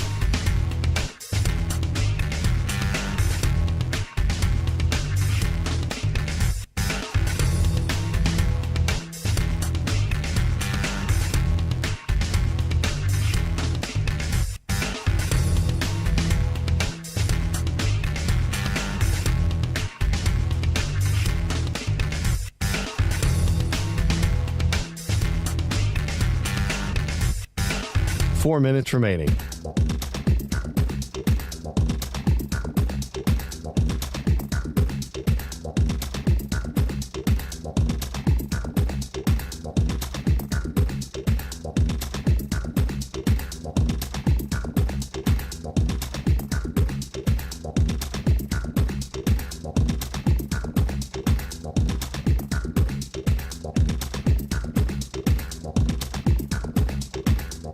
Three minutes, 30 seconds remaining.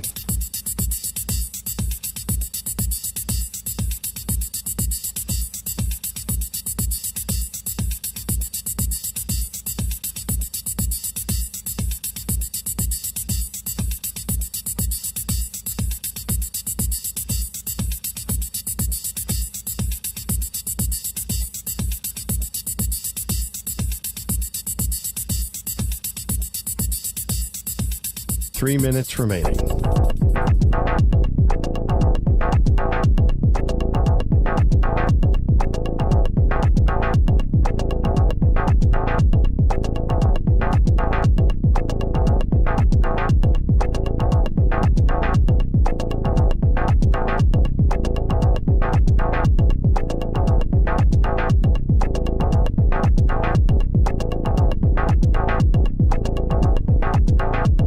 Two minutes, 30 seconds remaining.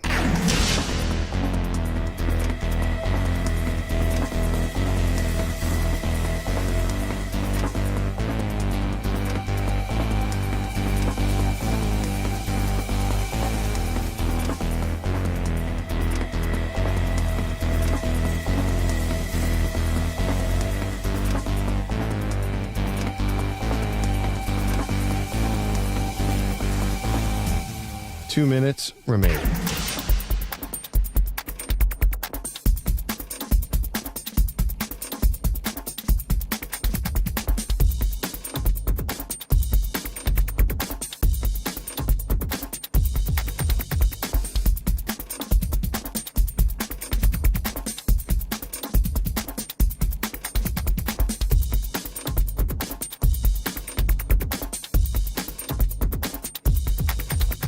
One minute, 30 seconds remaining.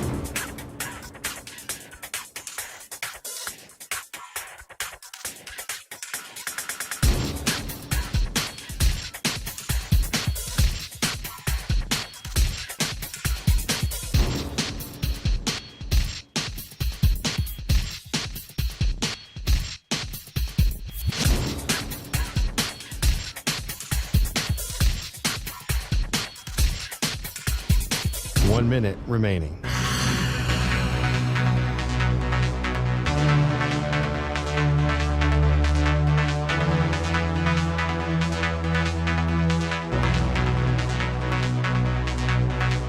Forty-five seconds remaining.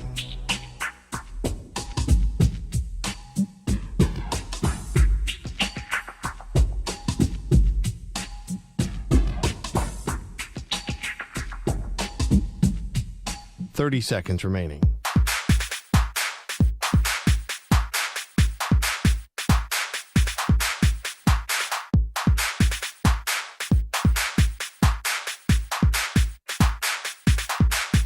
Fifteen seconds.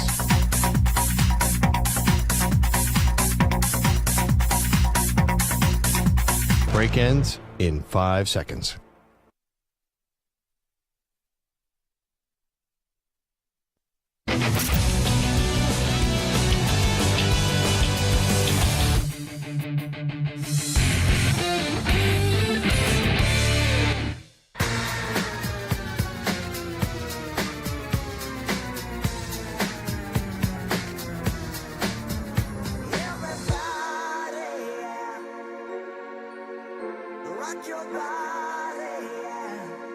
Hey, this is Howie. And this is Nick. From the Backstreet Boys. And you're listening to the Zach Gelb Show on CBS Sports Radio. And guess what? Zach is back. All right. He's live. He's nationwide on CBS Sports Radio. This is the Zach Gelb Show. It's time to answer Ask the Pros question of the day, brought to you by O'Reilly Auto Parts. Jim in Connecticut says, Zach, who do you like this weekend in the games for the men's and women's Final Four? You could submit a question by tweeting at CBS Sports Radio at Zach Gelb using the hashtag #AskThePros. Think O'Reilly Auto Parts for all your car care needs. Get guaranteed low prices and excellent customer service from the professional parts people at O'Reilly Auto Parts. O'Reilly Auto Parts. So let's start with the women's because it's going to happen in a few hours. South Carolina, I like them over NC State. Samter, I can't believe I'm going to do this because I hate picking against the team, and I want to see Caitlin Clark in the championship game going up against Dawn Staley and the Gamecocks of South Carolina. I think UConn's going to win. And here's why. The spread is Iowa -3.5. And I'm just looking at that number. And Caitlin Clark is unreal. But before Caitlin Clark, there was Paige Beckers. And if Paige Beckers didn't get hurt, I'm not saying that we would have never heard of Caitlin Clark because that would have been asinine. But Paige Buckets was like a thing in college basketball and women's college basketball before the injury. And she has returned to a sensational level. I'm going to plus the 3.5 points here, and I'm going to take the UConn Huskies. And I think it's the UConn Huskies against the Gamecocks of South Carolina coming up in the women's championship game. I feel really disgusting picking against Iowa. And I've picked against the Chiefs a bunch when you go into the NFL. And you think I learned my lesson, big star, big game, shouldn't pick against Mahomes. But you look back at that Super Bowl for the 49ers, Brock Purdy wasn't even close to Patrick Mahomes. You look at this game, Caitlin Clark and Paige Beckers, yeah, that's a lot closer than what people think. So I'm going to take the UConn Huskies. I mean, you've compared Caitlin Clark to Steph Curry, Tom Brady, and Patrick Mahomes. Yeah. For you to think that Paige Beckers is going to take down that trio of Steph, Brady, and Mahomes, it ain't happening. Caitlin Clark all the way. She's going to score 60, and they're going to win. But, I mean, listen. 60. Paige Beckers is awesome. 60 points? Well, here's why. Paige is awesome. So a big reason why I was wrong, and I thought LSU was going to win, because LSU had a more well-rounded team. Caitlin Clark with Iowa was just unreal in the way she made her teammates around her better up against LSU. We got two other women into double-digit range. I just don't know if that's going to be able to happen 2 more times. I want it to happen. Like, full disclosure, I want Caitlin Clark to win the women's championship. I love Dawn Staley. No disrespect. It'd be awesome to see her go undefeated. I love Gino Auriemma and Paige Buckets. Awesome. I just love the greatness of Caitlin Clark, but we've had so many great individual athletes recently. I feel like it's got to even out and someone else got to win. I mean, UConn took out USC and Juju, so Yeah. I mean, it seems like they can take on a star, but it just seems like, at least right now, Caitlin Clark is on just a different level. And like Tobin Anderson said to us, it's not just how she shoots the ball, it's how she passes the ball and includes all of her teammates. And you kind of forget about her teammates. They have a good team around them. Obviously, they're not at her level, and her team isn't as good around her as what UConn has around Paige, but like, she passes well enough. If she just gets hot, then I think this is going to be Iowa, South Carolina. That would be the matchup I would want to see. Yeah. I just don't think, honestly, it's the matchup I want to see. I just don't think we are going to see it. But I hope I'm wrong. Now, for the men's, I think I'm going to be a sucker here. This is why I'm a bad gambler. This is what I'm realizing. Everyone's saying UConn going to blow out Alabama. I actually feel that Alabama's going to give them a game. UConn will win.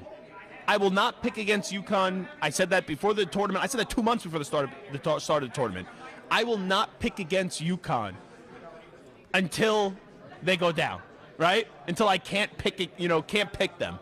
So I think UConn wins, but I like Alabama to cover the 11.5 points. Now, do you think the Zach Gelb mojo is going to help our boy Nick Pringle to dominate down low, maybe? That is a good point. A little He Zach joined us, Gelb mojo.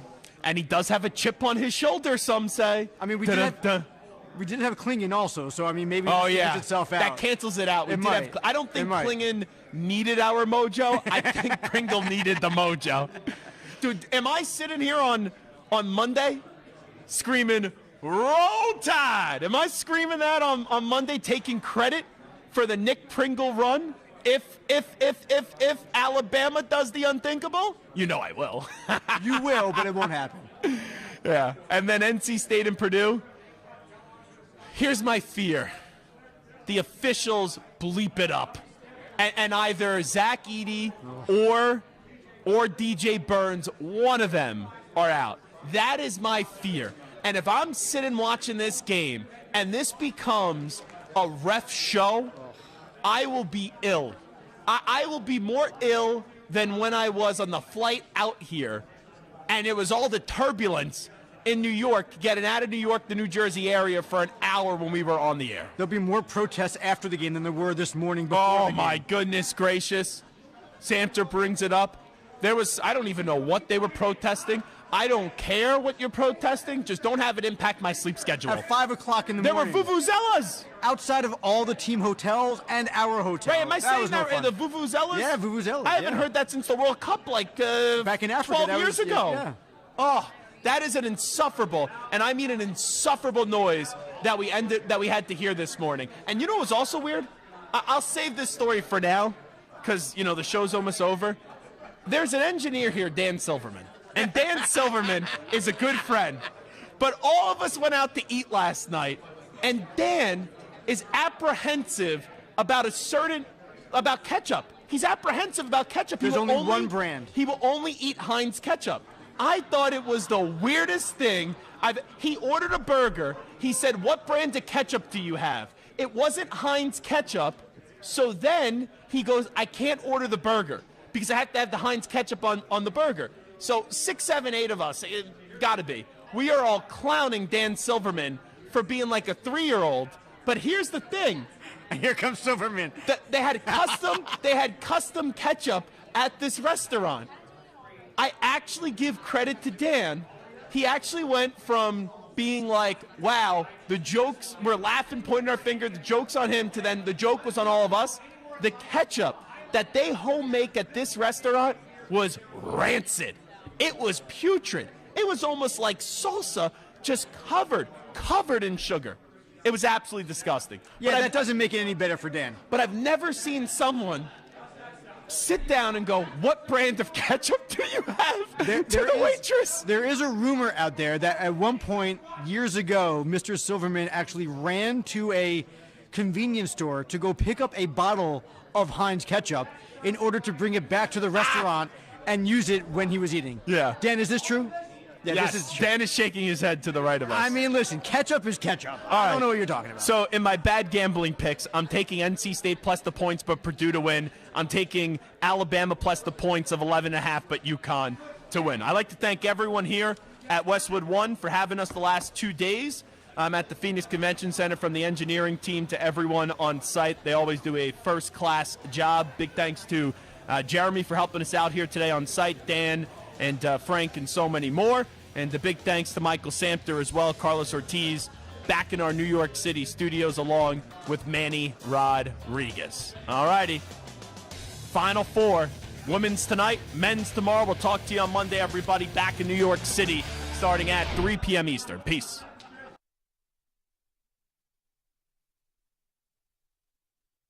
You're in a 5-minute break.